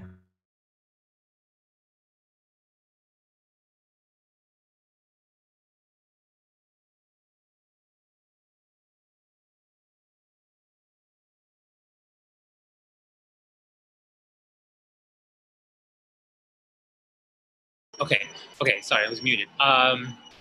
Yeah, the Diazotype pieces. Yeah, there's two. So a Diazotype is like, it looks kind of like similar to a cyanotype, like a big kind of blueprint. And the Diazotypes, it was like a technology that was invented like for use with engineers and architects to copy drawings. And I found out about it like just through looking at archives. Like I looked at like this city archive and like the Parks Department archive, and there would be like these old blueprints, and I just like started thinking about like the different kind of technology. But so the two that are hanging in my studio, they're like rather large. They're like the size of like a window. And there's one that's like a key to the whole project where you see the like an old archival image of the skyline, and then it's next to like a Morandi painting, and then there's also like a new drawing that I made of like a Morandi composition with bottles, but it has like, instead of bottles of like one bottle, it has the One World Trade Center like drawn. And then there's also Gottsho's photo and like my modern day depiction of Gottsho's photo. So then that's like a key to the whole, it's like exhibition or like install. And then in the back room, there's another piece that, so in thinking about all this history of the harbor and like the financial district and Lower Manhattan, and then just like Governor's Island being like in the middle of that, I started thinking a lot about like just like the spawn of New York, or like the kind of genesis point for New York being the financial district, and just like thinking about like Battery Park and like all the different kind of monuments there. And there's all these monuments basically to colonization, or like the arrival of European settlers to Manhattan Island. And it like triggered this memory of like, I was like, oh, when did I first start learning about this? And I'm like, yeah, it was at the Natural History Museum, like seeing the old New York diorama, which has kind of recently been like in the news because it's controversial. It has like this wholly unrealistic depiction of the meeting of the Lenape leaders and the Dutch settlers, in which like the Lenape people bring like tribute to the Dutch settlers. And so I went up to the museum like once it reopened, and I shot the diorama and kind of like took it all in again. And then I made this blueprint with photographs I took of the diorama. But so I was talking to Rati about how like that thing is that that image of the diorama is like really hard to like undo. So like the museum has tried to contextualize like its making and like its depiction, like its negative racist depiction of the Lenape people. Like the museum has tried to recontextualize everything with like all this vinyl that has information, but even still like people come up to it and maybe some people might even roll their eyes or maybe make a really off comment, or people might just get the information wrong. They think it's like Plymouth Rock or something. But I kind of really wanted this stuff to be in the room, like with Gottsho's photo, with the Morandi, with like the fascist like imagery of like the eagles and stuff that are monuments in Battery Park. And yeah, just to try to like upend that diorama is like impossible. So like what I did is that I just like switched the places of Orataman, the Lenape leader, and Peter Stuyvesant in the diorama. I mean, but still, it's like really hard and kind of hard to like when you look at the print, like kind of just looks a little bit like infographic, like. But I hope that somebody could look at it and maybe be like, yeah, like Orataman is walking past Peter Stuyvesant, is not giving him tribute, and is snubbing him in a way. Long-winded. Ooh, Hey, guys. okay. And I found a photo. How is it? Oh, I'll read it out loud too. So Calvin asked, how is your personal practice informed by your teaching? Which actually I think could be a question for both of us because we both teach. But I guess for me, let's see. Well, I teach coding I teach coding at an art school. So I think, yeah, I'm just constantly thinking about technology as a creative tool and like kind of the implications of that. Yeah, make a quick answer.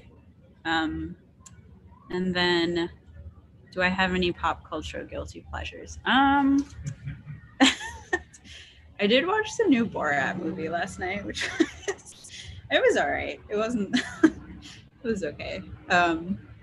but maybe I'll like in the last, how many minutes? We have a few. Maybe I'll throw the question of like, how is your personal practice informed by your teaching also to Christian? Well, sorry, what was the question? Sorry. It's how is your personal practice informed by your teaching? Yeah, it certainly kind of informed me a lot for this project. So I taught drawing, like drawing fundamentals to freshmen, and like that class like has been passed down. Like a lot of classes in art school like are passed down over generations, and sometimes they get a little bit like remixed or maybe like not at all. So I get handed this syllabus to teach drawing, and I mean I kind of tweaked it a bit, but I always kind of try to bring a critical lens to the classroom. And one big thing that I always try to bring up was I had to teach how to draw like elliptical objects, like bottles and things like bowls, things like that. And the students kind of hated it. They're like, I have to be like a big kind of like hard ass with them about it. Cause it's kind of like, it's like one of the first lessons and they have to like get past it. And I showed them people like Janet Fish and Morandi. And Morandi's always like really hard for me to show them because Morandi has like this dark past of being like a big fascist supporter in Italy in the 30s. He never let go of that. And he would always talk about, he had his bottles in his room and he taught at a university and he was a fascist. Like that's his story. And yeah, I mean, I like thought about that a lot while teaching. I always bring that up to students and kind of have them kind of deal with it, like chew on it a bit. But yeah, I thought about it so much that when I was like writing the ferry, I was like, that looks like a Morandi. And then I was like, that skyline is like, it's like, I mean, a big fascist symbol. It always has been. It's got fascist iconography all over it, like a lot of New York. But yeah, I mean, teaching is, you get to think about this a lot because you think about indoctrination, actually, like what you're going to be passing down to students and like how they're going to be thinking about it, like going forward, and like what kind of like artists they're going to be, like if they're going to be, like if they're going to be critical people or not, or it's tough.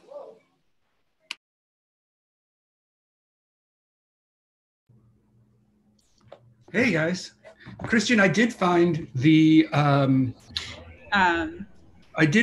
the Borat movie was. It was all right. It was wholesome, actually, weirdly, which you wouldn't expect from it. And I mean, yeah, the Giuliani part was the highlight. So it's kind of like, Rudy Giuliani, they were able to like somehow loop him into the movie where he like almost has sex with like Borat's fictional daughter, who's supposed to be like 15, and then they like, anyway, it's pretty incriminating stuff that's on. Yeah, I just saw that as well. That was, but also not that surprising. Guys, we're just about out of time, but I did find the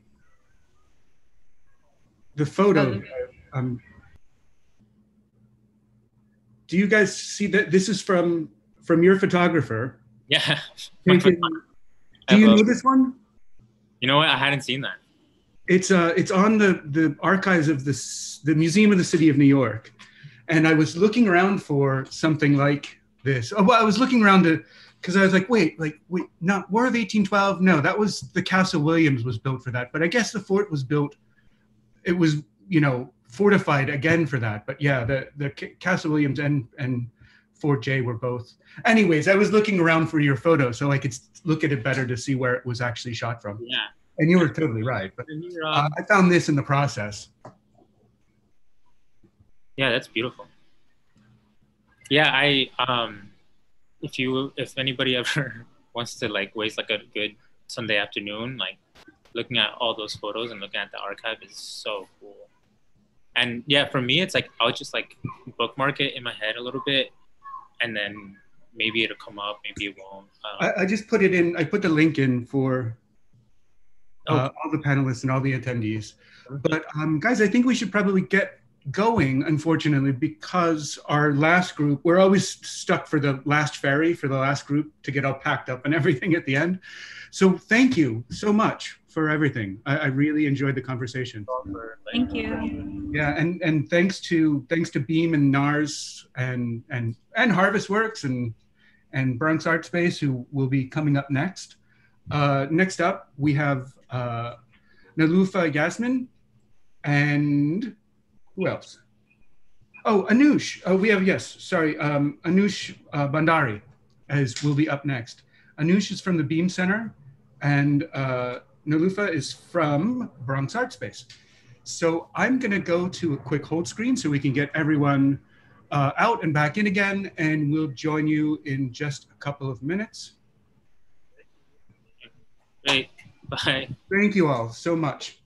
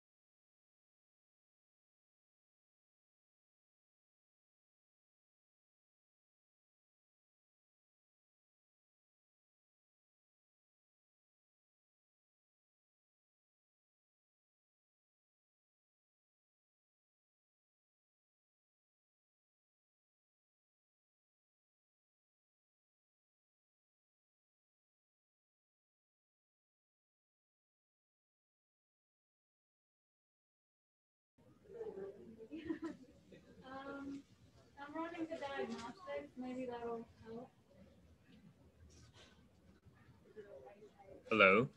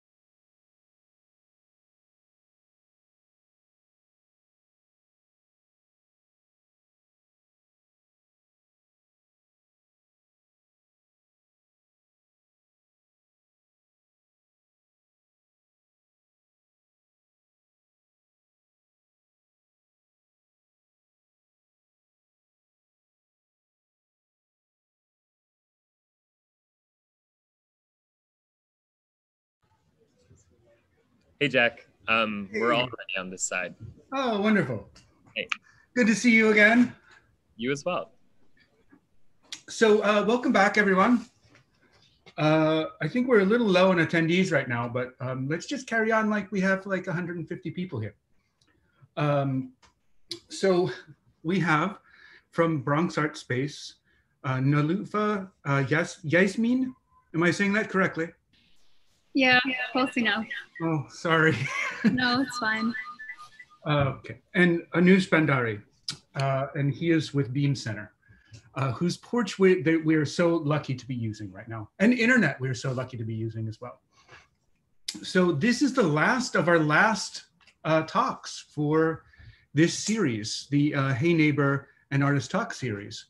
So yeah, I guess best for last. If you know, it has to be. It's just got to be.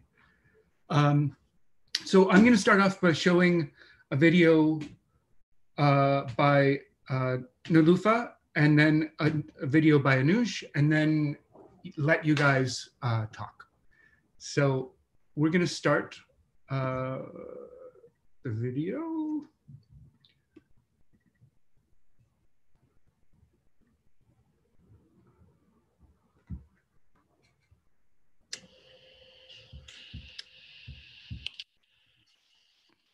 My studio is made up Oh, of two spaces. no, it isn't. The first space, which I call the interior.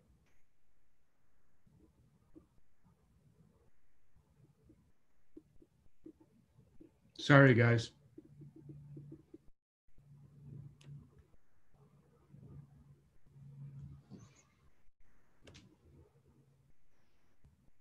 Hi, my name is Diazotypes, and I am a visual artist. I was born in Bangladesh and immigrated to New York at the age of 5 with my family, not by myself. I'm currently an artist in residence at Governor's Island, thanks to Bronx Art Space. I've struggled to make work that addresses the topic of violence against women for a couple of years now. It felt inappropriate to not start with something personal before creating work on sensitive topics that family members of victims still suffer through. During my residency, I've been able to chip away at this obstacle by dedicating my time and energy into creating a body of work that will act as an homage to my late mother upon completion. I'm using my birth certificate, my mother's tunics, and the news article that was written on the night of her murder as references. In addition to said homage, I am creating some paintings based on our current political climate. Some themes that I'm exploring include colorism and mistreatment of migrant children within the United States. This is very new territory for me because prior to 2020, I was creating work that was solely based on my personal experiences, especially on commuting. The reason I'm implementing politics into my pieces is because I'm shifting my focus to ideas that keep me up at night opposed to making work that relates to how I spend my mornings. For the majority of my life, I've said that I am not really into politics. This was my way of saying I don't know enough about what's going on in the world to really have an opinion. But now I have some opinions. And hopefully by the end of October, I'll have some completed paintings.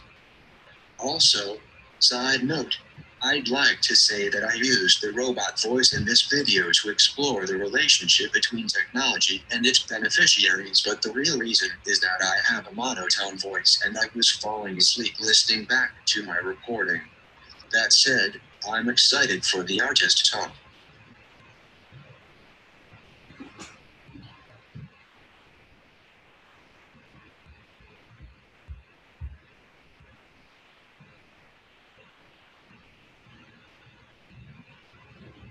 Thank you. And so we're going to now watch Anush's video. And right now.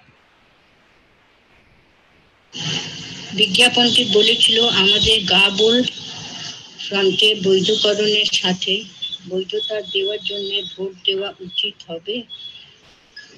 তবে এর পরে এটিতে কমা ছিল এবং শব্দটি whole ফ্রন্টে এবং অন্য কোনো কমাতে নিয়ন্ত্রণ করে না এবং তারপরে শুল্কটিও সাহসী ফ্রন্টে নয় এবং আপনি যদি তা অনুকরণ করেন তবে তা আইনীকরণ My name is Anuj Bhandari, and what you're looking at is lavender on Governor's Island. And what you're hearing is the result of me taking a poem I wrote, sending that baby through Google Translate, a machine set on pushing poetics into formalized syntax, and asking my nanny to give reading it a shot. There's an earnestness to her voice, and if you don't speak Bengali, she might have convinced you she's speaking with some syntax or is being intentional about the words she chooses. To me, she sounds so sweet. And if you speak Bengali, you are probably confused because the text isn't going to make too much sense. But here's the thing. My nanny said yes to this because I definitively know that she loves me.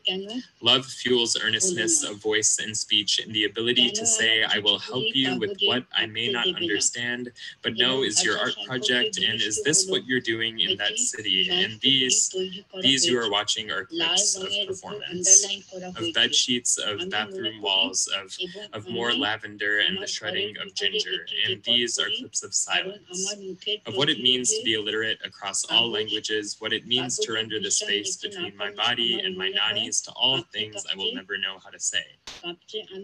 My art is an homage to family and an interrogation of their choices. It's building performance again and again to locate the self in a loss of language, identifying the skin as home and working to be okay with not being able to name what's inside of it or having an anchor of a historic moment to ground it. It's repetitions, cycles of thought and loops of knowledge passed down and pushed in, and these that you are watching are small documentations of moments past that my voice has attempted to draw reimaginings from over the last 3 months. As I dove into my own performance work here, I've struggled with the dynamic nature of what happens to language when it is regulated, when it is policed, when it is constitutionalized and moved across borders. These different words may mean the same things to you in ways, and they also may mean completely different things. And while I don't know where that leaves me, I feel grateful to be able to explore the multitudes of sound and movement that I can hold in this body. The past 3 months, I have filled myself with language and with gibberish, and as we dive into this talk, I find myself quite unsure about what to do with it all, except to take it and press go. Let multiple strands of earnestness, multiple intimacies of love emerge and play at once.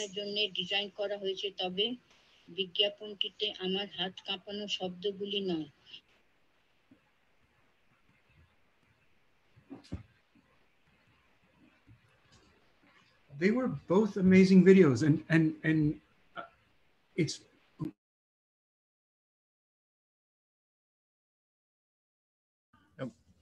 Jack, you just went on silent.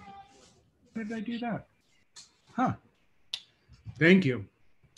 So they're both totally amazing videos, and just talking about syntax in the way of speech, one being very much on purpose and one being somewhat accidental or a last thought. But yeah, thank you for sharing those so much. And thank you for the emojis as well. You Nilufa, have the only video with emojis. So much appreciated. So I'm gonna get out of here and leave you guys to it. Thank you both so much for being here, and thanks to Bronx Art Space and from the Beam Center. All right, guys, take it away. Thanks, Jack. I wanted to follow up on your video because I do understand Bangla. So there was like this push and pull of retention where I kind of like went in listening to like what she had to say, and then it was gibberish at one point. So towards the very end, she mentioned Amar hat kaptase, and that means like hands shaking. So I was wondering if the original poem that you wrote, that you put through Google Translate, was in regards to like your relationship with your body.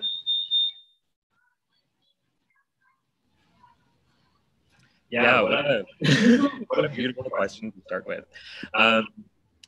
Yeah, so the original poem was talking about how my hands chronically shake, and how I have used writing as like an artistic home, particularly because it doesn't allow people to let me see like how my hands tremble, but simultaneously like always wanting to know, like when you hear me talk, when you hear my voice, can you tell which words are making my hands shake? Can you tell which words are making me shake? And so there's like this entire thing in this poem that's around the word legalization and like all of the different things that it can mean, and wondering like which definitions I can say of the word legalize and like feel grounded or feel at home or feel empowered by. And then on the other side of that, like what are the definitions of this word legalized that make my hands shake, that are like fuel to these like chronic tremors that are in my hands. And you know what's wild is that like My nanny didn't ask me any questions about this. It's like another thing that felt really wild about recording this is that she didn't ask me anything afterwards. Like she didn't like, it was almost as if she read something that she disassociated from me, and she read it only because I had asked for her help. And so there's also like an entire follow-up conversation that I want to have with her around this text. But yeah.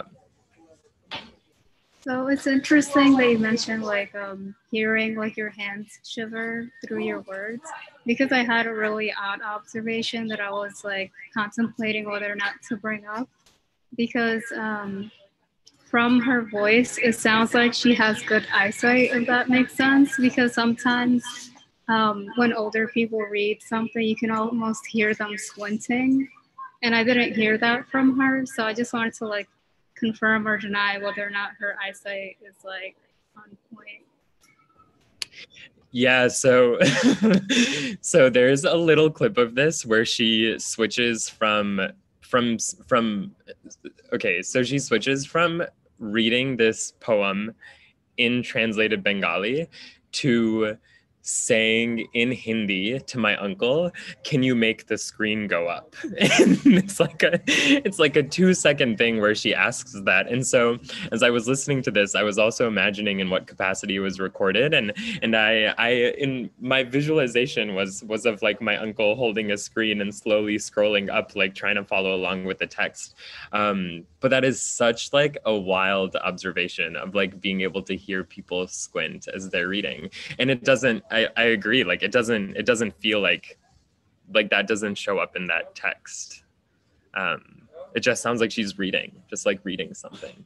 Right, it's so effortless. It's like she's done this for like years and had practice with it. And I'm surprised that she didn't like ask you any questions, because personally, if I ever asked my nanny to do something like this, she's illiterate, but if she wasn't, and I asked her, she probably would have like playfully hit me and then just went to the other room, and that's it. Yeah.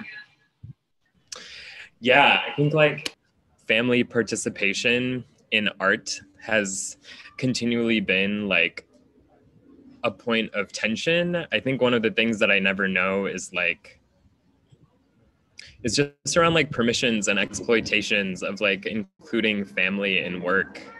And it's like this hard balance of like, there's so much in art making that's around like both honoring and interrogating your family that you never know how something is going to sit in that space. And so this constant question of like, well, what of this do I share? Or what of this, like, what are the things in here that I need to seek consent to include? And all of those things. And I think sometimes I'm so fearful to like push art stuff into the family space, even if it's generating material like translations. And there's something about the simple ask of like, Nani, would you be willing to read this? That seems like a good first step. And I'm curious to see like where that goes, and would love to hear from you. Like, do you have experiences of like engaging your family specifically in the process of your art making, and what that's like? So I have a younger sister who's a graphic designer, and my brother does mostly sculpture work, but I don't usually ask them for help, or I don't really collaborate with them. But back in the day when my mom was around, I used to ask her to help me like collect leaves, and she would help me with like deadlines when I was really like pressed against the wall to like finish a work for like the next day. She'd help me in those moments. And the thing is, when I was younger, she'd take me to the park and like plant seeds, and I was really embarrassed the whole time. And she'd do very odd things. Like one of my favorite moments with her was she was about to like leave the house, and I mentioned like, it's gonna rain today, you should like take an umbrella. And she responded with, "It's fine, I have a piece of paper," and went on to like demonstrate by putting it over her head. And you know, that was like sound logic, so I was like, I can't argue with this. So now I find myself like in her shoes, kind of scavenging parks and stuff for branches and leaves. So yeah, that's like how I engaged my family. But other than that, it's usually just like me working in the studio or like at home.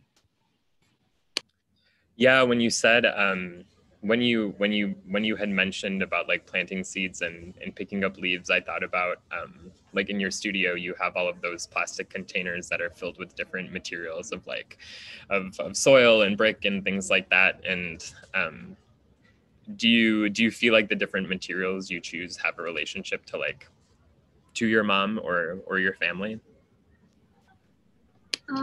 It's more about like my relationship to land and kind of like seeing what different soils and different materials will look like on the surface once it dries with like wood glue. But maybe there is a connection with my family that I'll like come to at some point, but it's really fresh right now, so I need to like reflect on it and then kind of see if it comes about. Yeah.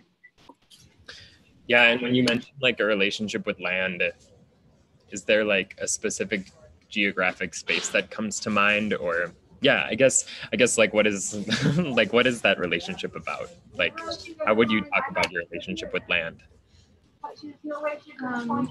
Well, you mentioned this in your video too, I think, with your like body being your home. For a while, I kept trying to associate home with a space, and being someone that kind of stays in America majority of the time, but goes to Bangladesh pretty frequently, it never felt like I could really set my roots anywhere. So I had to like come to the conclusion as like a self-proclaimed nomad that my body is my home, and kind of move through that. And using specific dirt from say like the island, it adds a layer of specificity where it's kind of like I would only have this color and this texture from this land. I wouldn't have it from anywhere else. And within that, there's like certain weeds and plants that gets added to the surfaces. So yeah.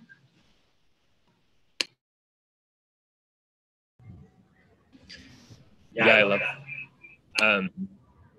I think a lot about like, I think and make a lot about this idea of like body as home, and body as like something that can transcend land and is like deeply connected to land. I also think like there's this there's this interesting word that's used in the South Asian diaspora of like calling ourselves Desi, which like translates to, I guess like the direct Sanskrit translation to is like of the land. And it's interesting because I think like one of my things about being like a Desi American and an Indian American was like trying to build a relationship with land. And I feel like it's that exploration that like led me to a deeper like investigation of my own body and building a deeper relationship of my own body. And so similar to what you were saying about like, there's a way to be able to ask from geographies or ask from locations to give a sense of home, but there's also a way to like inverse that. Yeah, I was thinking I was working on an event this past week called Neighborhood Poetics, and it was all about like place and poetry. And I was thinking about this idea of body as home. And so I ended up presenting writing only around food as like something that is in my body and like I identify very closely with as to how I carry it and how it shows up in spaces and how it connects me to multiple geographies and places at once. And so it's like everything in this body, whether like the literal things I put into it or like the like people who are carried within it, all of that. Yeah. So I wanted to take a bit of a different direction and bring up your script Within Distance. I wanted to mention like my favorite line, but I'm definitely gonna butcher it, so please correct me in the portions that I mess up. Ria mentions that she's watching like the news with her father, and it's in regards to 6 or 7 women being assaulted and her needing to leave the room in case her dad mentioned or made it somehow about the women and it being their fault that they were assaulted. And then it went on to be something that was kind of like glazed over because the person she was having this conversation with kind of just like took a different turn at that point. And I was just wondering like what brought on that line if that makes sense. Like what prompted you to write that line and then kind of have it glazed over? Wow. What prompted that line? I think like one of the things that I feel is like a space of separation between like the conversations that are happening intimately in my daily life and conversations in family spaces. Like one of the huge pieces of that is like, I really want to bridge this gap in terms of conversations of like how we heal and how a huge part of healing processes is like, who are we centering in like narratives of survival. And I think that there's like a lot of unintentional victimization that happens in a lot of family conversations. Do you think it's unintentional though, or that it has like a very specific bias sometimes? I don't know. I actually truly don't know. What do you think? From my experience, it's always been very biased, and it's always been like the men are never at fault. And this is in regards to like my experience with my family members and like people in South Asia, the men in general. It's always kind of like never their own fault whether someone gets raped. It's always the women's fault. It's never the men's. It's always about like, why was she dressed this way or that way? And even if she was dressed like the proper way, it always goes to, well, why wasn't she at home? So yeah, it always feels like there's a hierarchy in terms of that. Yeah, I think like I think about difference in like family places and how I react to those conversations. And I think like with my parents who immigrated a couple years before I was born, I always feel like there's like room for interrogation and room for questioning. And I feel like if something comes up, if like something came up that was victimizing, I feel like I would be able to like ask thoughtful questions for us to move forward from it. So in that space, I think I like, maybe the idealist around like who my parents are makes me want to think it's like unintentional, but I would say that feeling of like waiting for somebody to say something that you're gonna like name as like the wrong thing is like very much around my experiences with family, like when I'm like in India visiting there, and kind of that like when a certain news topic comes on or if violence against women is on TV, like it's kind of just like holding my breath for like what my uncle might say, right? And I think like a part of that is what I channeled into that line, but I'll also say like one of the things that I walked away after that reading that you saw of this play within distance, like one of the things that I walked away is that there's like this character of Ria is like painted as this poet, and she has so many like almost poetic moments that could be like dived into more. And it's really the other characters who are like shaping some of this like intense imagery around her. And so in revisiting it, I really appreciate you asking this question, primarily because like there's a lot of things that happen with her character that get glossed over, and I'm wondering like how to, I like want to not do that in future iterations of the script. I also wasn't saying that it was a bad thing that you glossed over. It's just it seems very realistic that it was.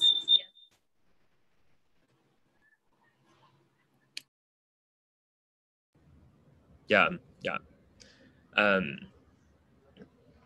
I also have been wondering about that scene in relationship to the rest of the play, because I think it brings in like, I feel like for listeners not having context of what Within Distance is about as a whole would make this conversation a little tough to access, but it like brings in this like heavy, or like not heavy, but like intense, nuanced topic of violence against women very late, and just has it be like a quick centerpiece of this last scene before the play ends. And so wondering what the function of bringing that up is, and is there another way to like, is there another way to make that scene happen? Yeah. I would love to know a little bit about your relationship to politics and what you think your relationship to politics is. I think primarily because your video, it's like you had mentioned, like now, or I don't know the language that was used, but like switching into or starting to be more intentionally political. But it sounds like a lot of the topics that you talk about are like so related to the personal and the political, right? So it's like really new territory for me. So it's like difficult to talk about, but I'm trying to like start doing so because I don't know, my personal experiences with like colorism is something I don't really discuss. And I feel like making a visual representation would be the best mode of like communication for me. I'm also trying to do work on immigrant children, and that article about 1,500 of them recently going missing has been on my mind for a while. And I know that I did mention in the video that I'm veering off of commuting to politics, but working into politics is exhausting for me. It's like emotionally just like too much. So I kind of walk in through that door, make some work, and then kind of walk out so that I can like recharge and then kind of go down that route with a fresh mind. Yeah. Yeah, I mean, I think one of the reasons why was interested in hearing about your relationship to politics is that, like in the topics that you were talking about, like specifically with colorism and violence against women, they are like such politically charged topics. But is there a way that you would like dream of how to, like, I don't know, like how do you dream to talk about those in your everyday life, like outside of art spaces? Are those things that you talk about in your everyday life? No, mostly just in my artwork, because most of my conversations are very nonsensical. I kind of just like joke around all the time and don't really have serious conversations. My like reading comprehension is poor. It always has been. And when people talk, it's like a puzzle for me that I have to put together. The same thing goes for like talking. So I do try my best to kind of strengthen that. But again, I know that my strength lies in visual representation and making and exploring with like materials. So yeah, that's like my mode of discussing these pressing matters as opposed to speaking about it like with words. Yeah. But how is it for you having like words as mediums? You seem like you're very like comfortable with like manipulating words a certain way, whether that be through Google Translate, through poems or scripts. Yeah, I mean, I'll say that like, so I work in community organizing outside of being an artist, and so work in like a lot of spaces around like policy and legislation and politics. And one of the things that's always going off in my mind is that there's such an emphasis on like knowing, or like knowing a certain amount of words and what they mean and their contexts. And for me, there's such a trouble to knowing because I don't think we know what the future we want is. Like, I don't think we've been given a world as a blueprint of like what is just and safe and what can hold us. And so I have a hard time with like any part of my practice being about knowing. And so a lot of it has been like turned to being able to like challenge notions of language. And I feel like I do that daily in community organizing work and in policy work of really saying like, it's not about a single definition of what this word means, but imagining a space that can hold multiple definitions for all these things. And what might that space look like, right? And so I think like a lot of like language space for me as it relates to performance and writing is so much about like using language to imagine. And a part of that is understanding that like I'll use words and things that have a meaning to me that I know will have a different meaning to a listener, and that's fine, right? Having that itself, the interaction between like performer and audience, be a chance to say we can hold multiple definitions here at once, and that is okay.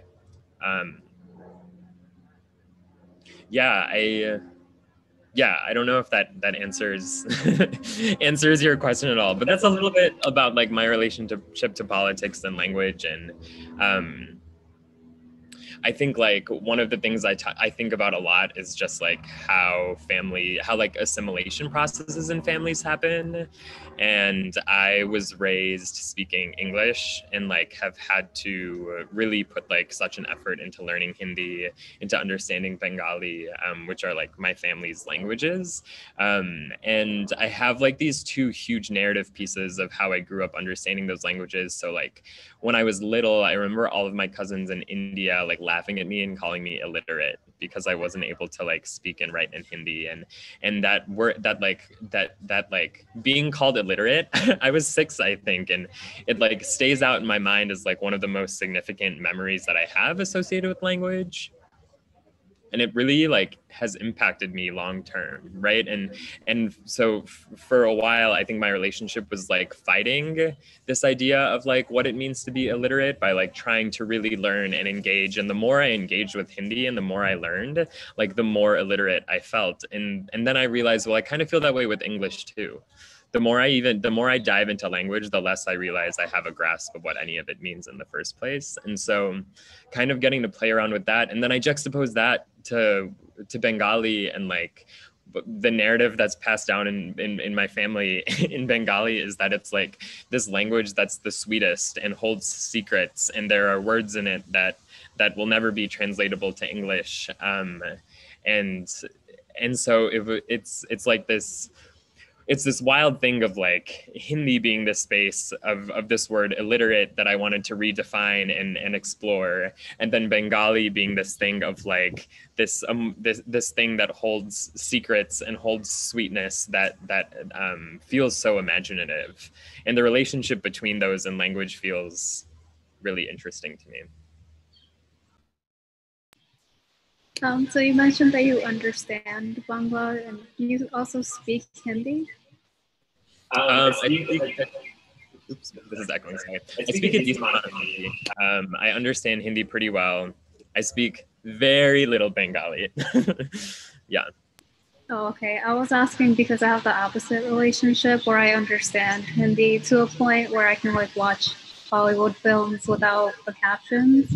I speak a good amount of Bangla and I understand it. So I'm happy that you picked your Nani speaking like the Bengali portion because that like really resonated with me personally. Yeah. Also, I'm sorry, like I'm shivering because it's like freezing. Yeah. Yeah, it's pretty cold out here. Yeah, so I actually have a second recording of that same poem, except it's my dad speaking in Hindi.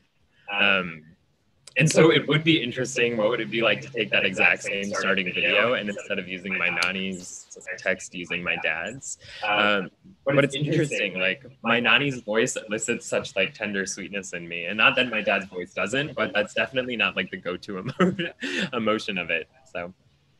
Yeah, I also think Jack sent something and I'm pretty sure it's in Bangla. Oh, it's also in Hindi. That doesn't help because I can't read Bangla. Yeah, I also can't read Hindi. Going back to my state of illiteracy. Also back to gibberish for us at least, yeah.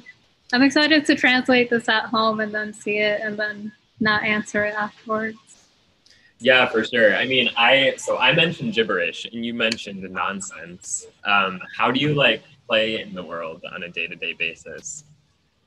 How do I play?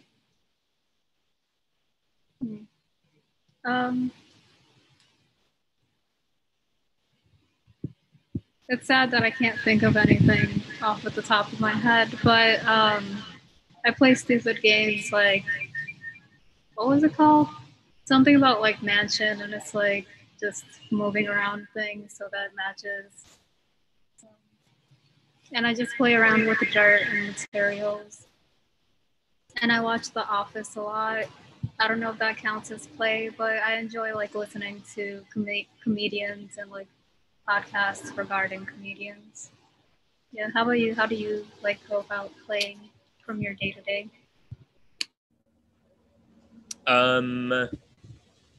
I think I play a lot by like trying to make things with different materials.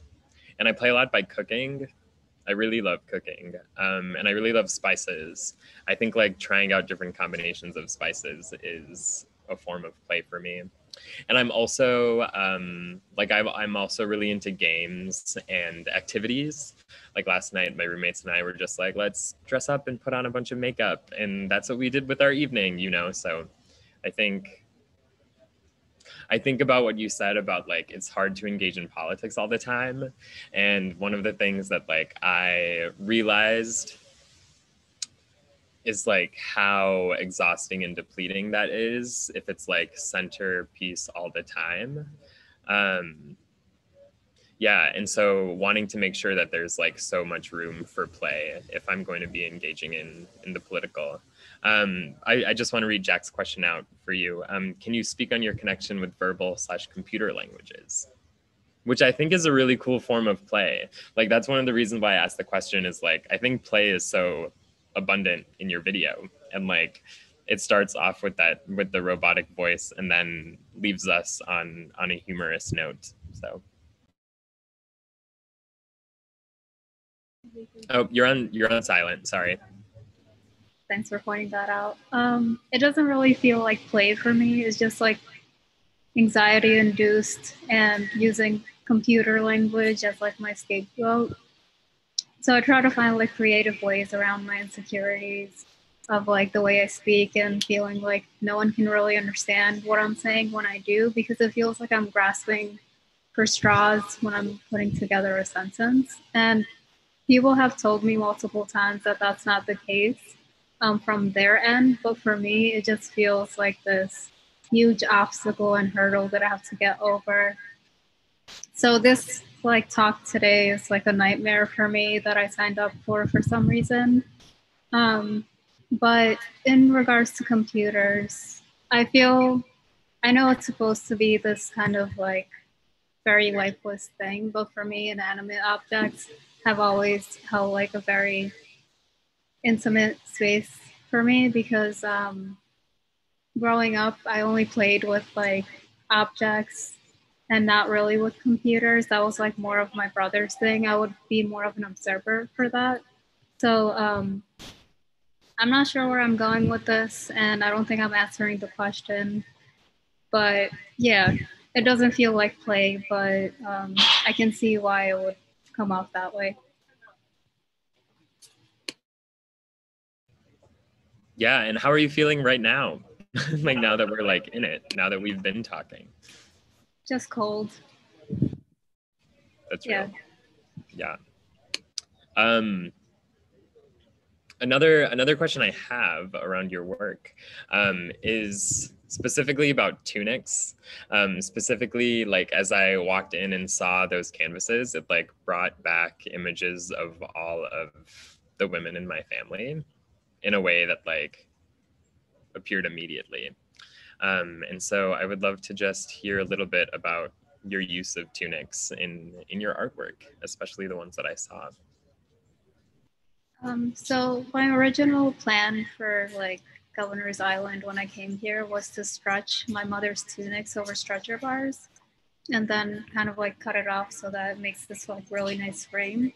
But the thing is I'm still like really attached to them. So my way of kind of like still making the work but not having to manipulate the process was to buy some sand, some dirt, but also gather some from the island. I hope Shane's not watching. I don't know if I can get trouble for this. But yeah, I got some dirt from the island and like a couple of bricks. And I'm starting to add it to the surface so that it has these different colors and it still has the presence of the tunics without having the tunic. And it's almost like these kind of tombs and homages to her. I think she'd be like really happy with them if she saw them. And yeah, it feels like really precious out of something that we like step over all the time.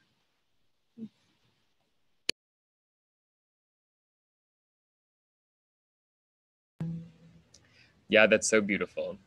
And do you feel like there's any materials that you feel really excited to engage with, like as an artist, or any like any things you want to dive into being more tactile with in your art? It really depends on the day, but I've had a consistent love for embroidery. Well, more recently, before I hated it because I used to only use like one strand.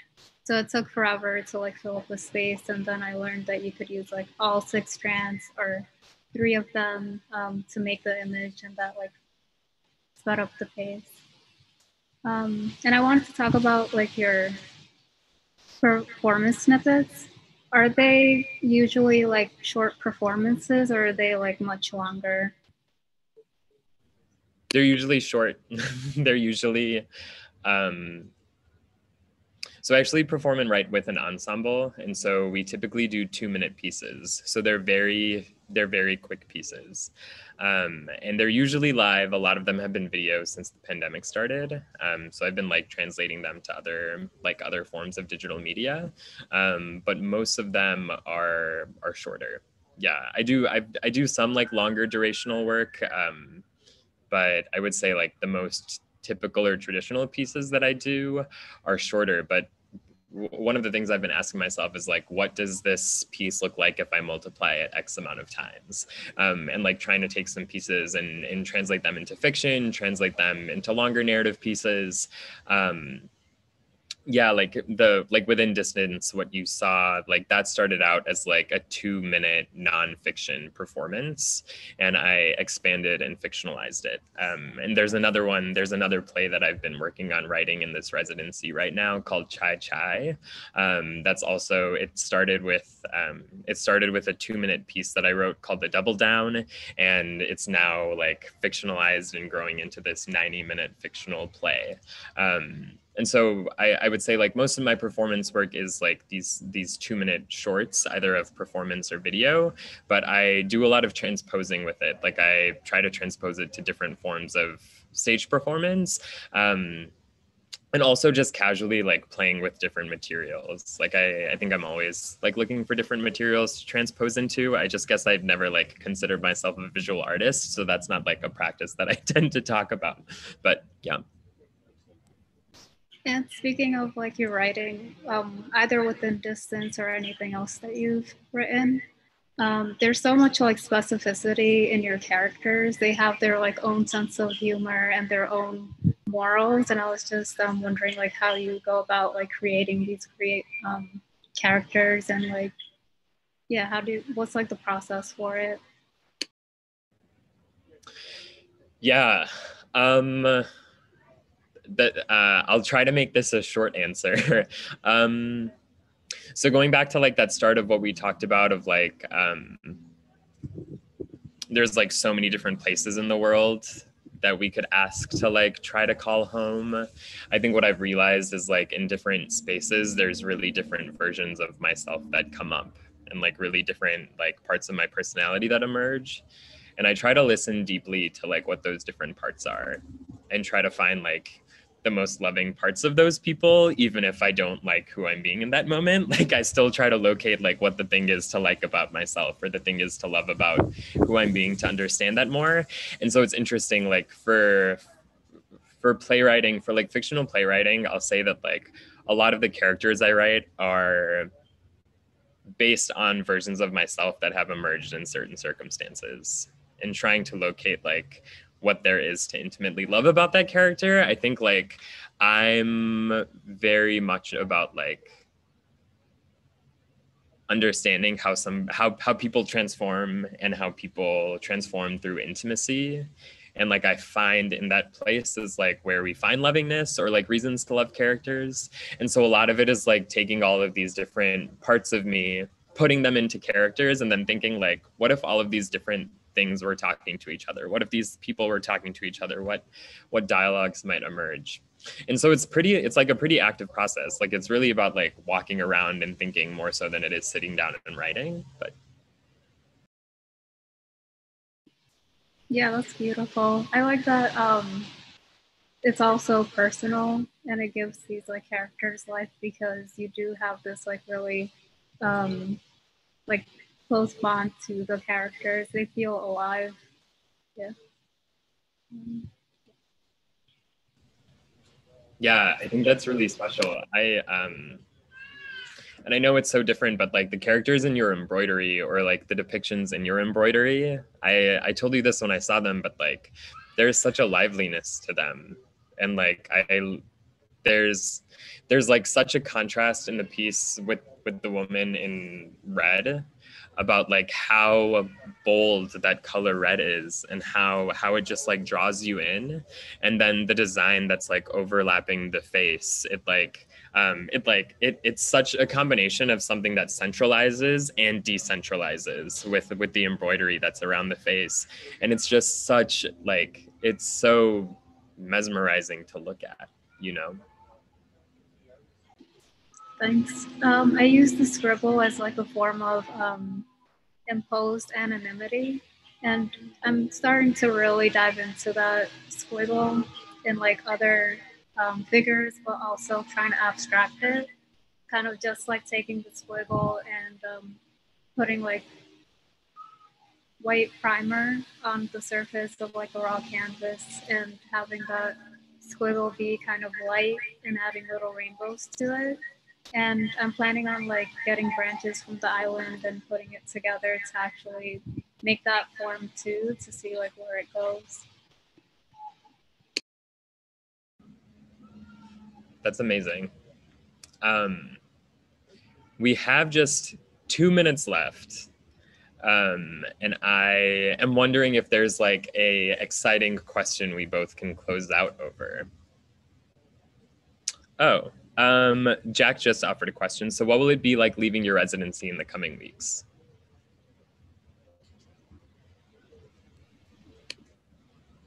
I'm gonna take a second to think. Oh, okay, I was doing the same thing, but I'll stop taking my second. Well, for me, it was like a bit extended in a way because the art director for Bronx Art Space, initially we were told that it would end on October 31st, but it's being extended to November 12th/13th. So I'm excited about that. A whole like week or like 2 weeks. Is like space to play around with a larger space. But I came to the realization that I work better with smaller pieces and I could make those at home.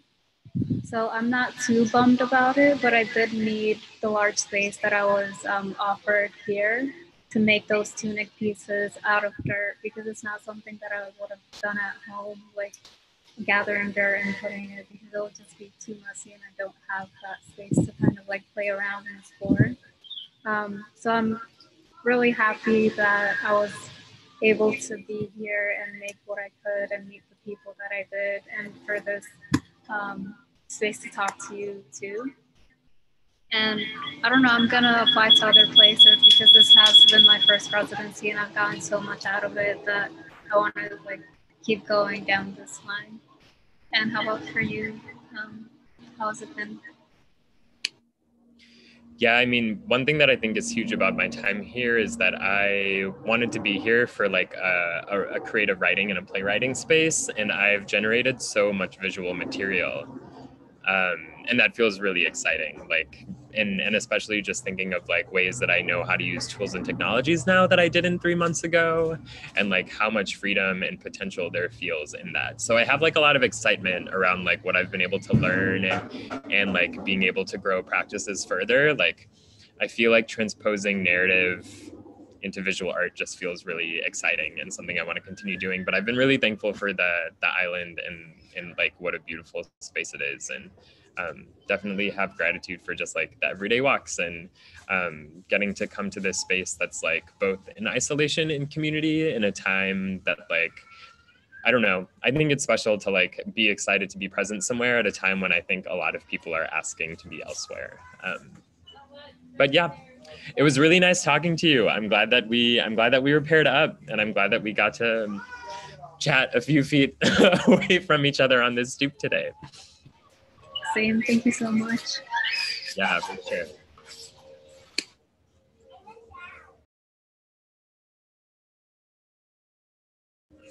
Do we just log off now? Oh, Jack. Yeah, I feel like this is Jack's turn.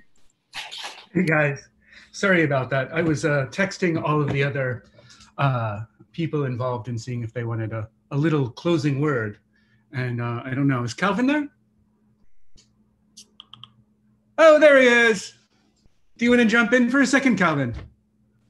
Yeah, well, I guess put my mask so. on if you want to take yours off. I've been asking you guys for like 20 minutes.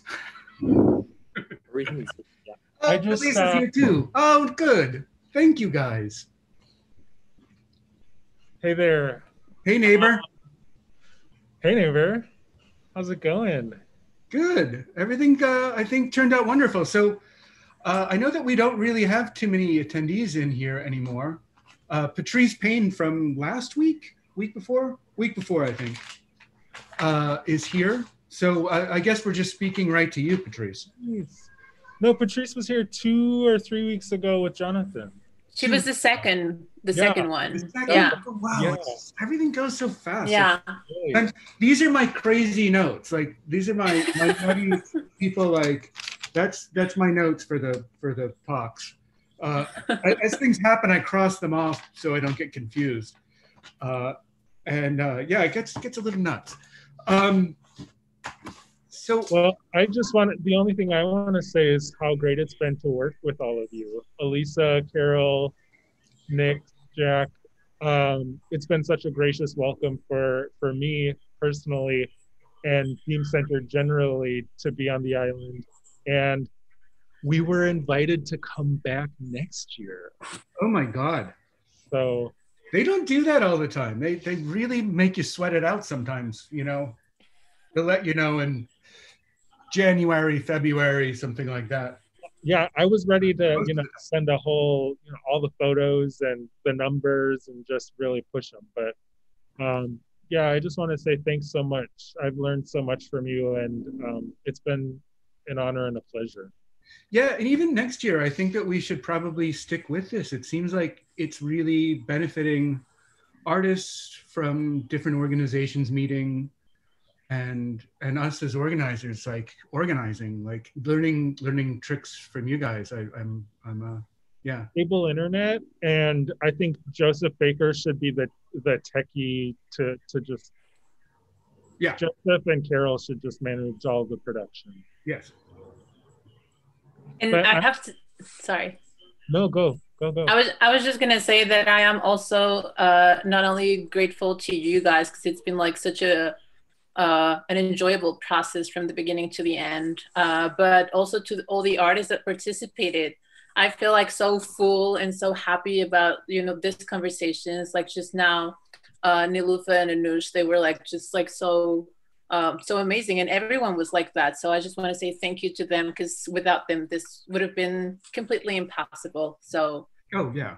Yeah. That's what I always say whenever artists. Mm-hmm. Whenever we have the art fair, I always say like, yeah, like artists will thank you for the space and thank you for the work that you do. I'm like, thank you, because it would be the fair of empty rooms without you. It's conceptual art. And I know that. Oh, sorry. I keep doing that. I'm so sorry. No.